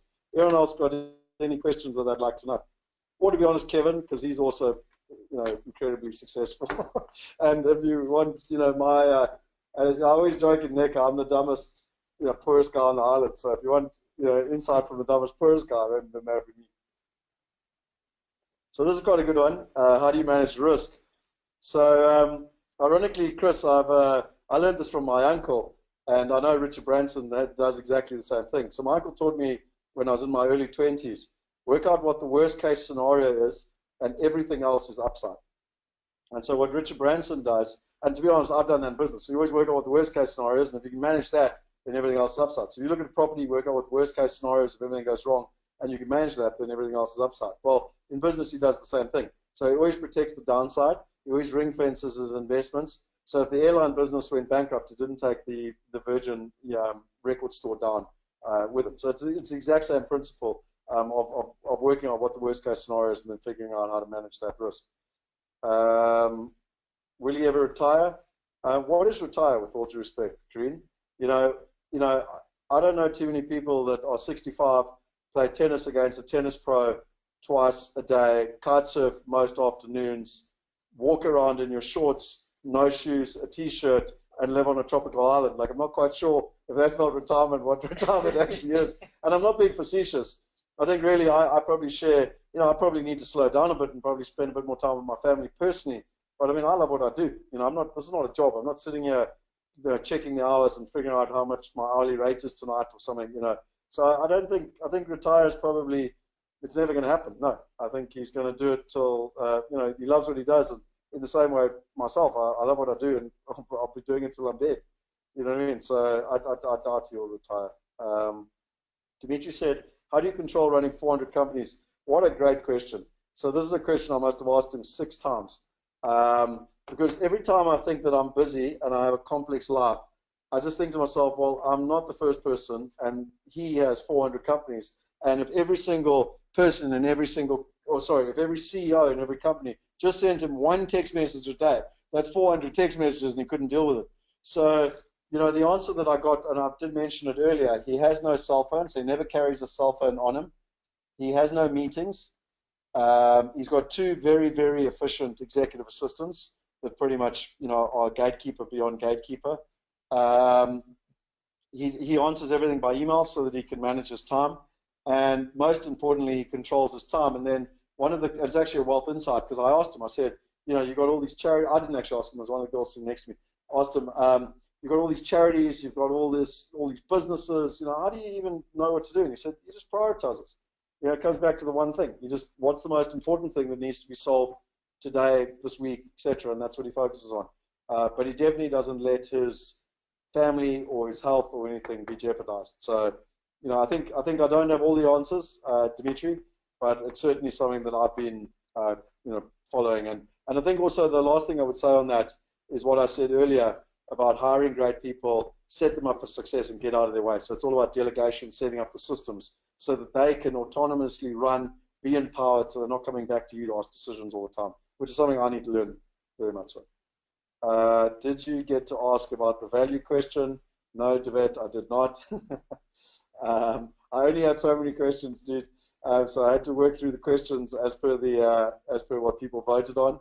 And yeah, Devet wanted to know how we could add value to him, and I don't know the answer. Although he is interested in fintech and he has invested in Indiegogo, and he is interested in changing the world, and he does want to empower 1 million entrepreneurs. So kind of with Lemonade Day and what we're doing, I'm working on it. Would you be interested in looking at crowdfunding in 9 trillion air travel? Hang on. Would you be interested in looking at crowdfunding in the 9 trillion air travel industry? I'll email you a concept if you're interested. So Sydney, I think it is something we'll definitely look at in the future. Right now we're focusing on real estate. It's our space. We know it. We're building the platforms. But I was talking to Lo, our CFO, tonight, and our platform now is, after property can go private equity, and I joke with people with pantyhose. There's no reason why, airplanes wouldn't be able to go onto that. But we would have to have partners that really are domain expertise in that vertical. But the platform and the expertise, the platform and the digital ability from a fintech perspective is there, and also from a global perspective. Do you have any fintech businesses, Teresa? I don't know, Teresa, do you want to answer that? I'd like to think so. Does he have any fintech businesses? Sorry, I was laughing because Teresa asked the question. So, well, yes, he does. He's invested in Indiegogo to start off with. I know they're launching Virgin Money again. I don't know where you would draw the line between them. He, by his own admission, has built businesses in a linear fashion and is trying to understand the exponential space himself. But yeah, it's a good question, actually. I'm sure if you do a Google search on the 400 businesses, you'll be able to find them. But I know for a fact he's invested in Indiegogo, which is one of the biggest crowdfunding platforms in the world, and he's also invested in a crowdfunding platform in England to help UK startups. So, he's definitely playing in that space and in the crowdfunding space. Okay, I think that's everything. I think if I keep asking questions, I might get delirious here and start telling the wrong thing. So, yeah, look, I think from our perspective, thanks to everyone. Thanks for the kind words. Hopefully it's been valuable. Never quite know what people want when we share. And so I think that's enough for this evening. We will be doing these, hopefully fairly regularly. And if you've got questions, and as I said, you now understand our why. We want to empower 1 billion people. If you think this is adding value to people, send them the recording, send them the Wealth Insights, sign up to the Wealth Insights, sign up to the Freedom Day launch, come and test us. If you think it's all a bunch of BS, $100 is not that much money to test. So, why not come and get the facts? And, just like I'll finish off with a little story, but in 1910, there was a guy called Henry Ford, and before he came along, cars were only available to the super wealthy. They were bespoke. They were made pretty much as toys. And they were made, literally individually per person. And Henry Ford came along and he said, why should cars not be available to everybody? And as you know, the rules were that you had to drive a car and have someone standing next to you to move away the livestock. It reminds me a lot of international property and specifically commercial property around the world. because it sounds very much like, you know, the old-fashioned car, where it's very bespoke. It's only for the ultra wealthy, and they are individually built for for one or two people. And you know, my attitude is, why can't we be Henry Ford? But we, you know, there are challenges on the regulation, there are challenges on the rules. We are, you know, 100% compliant, but people need to be able to think out the box. And once again, technology is going to provide a solution. And just like Henry Ford changed the landscape of the 20th century, you know, was the backbone of the American economy in the 20th century. We believe that fintech and the digital disruption and the 6 major trends we shared with you tonight will have the exact same impact. Whether you want to focus on it and understand it, that's your choice. Whether you don't, it's coming anyway. So thanks very much to everyone for your time. Really, really appreciate it. Have a lovely evening, and hopefully we speak soon. Cheers. Cheers, everybody. Oh, sorry, guys. Thank you, Kevin, for all the help tonight. I really appreciate it. It's late, and it's really hard to do this on your own. So thanks for all the valuable input. It's really, really useful. So appreciate it.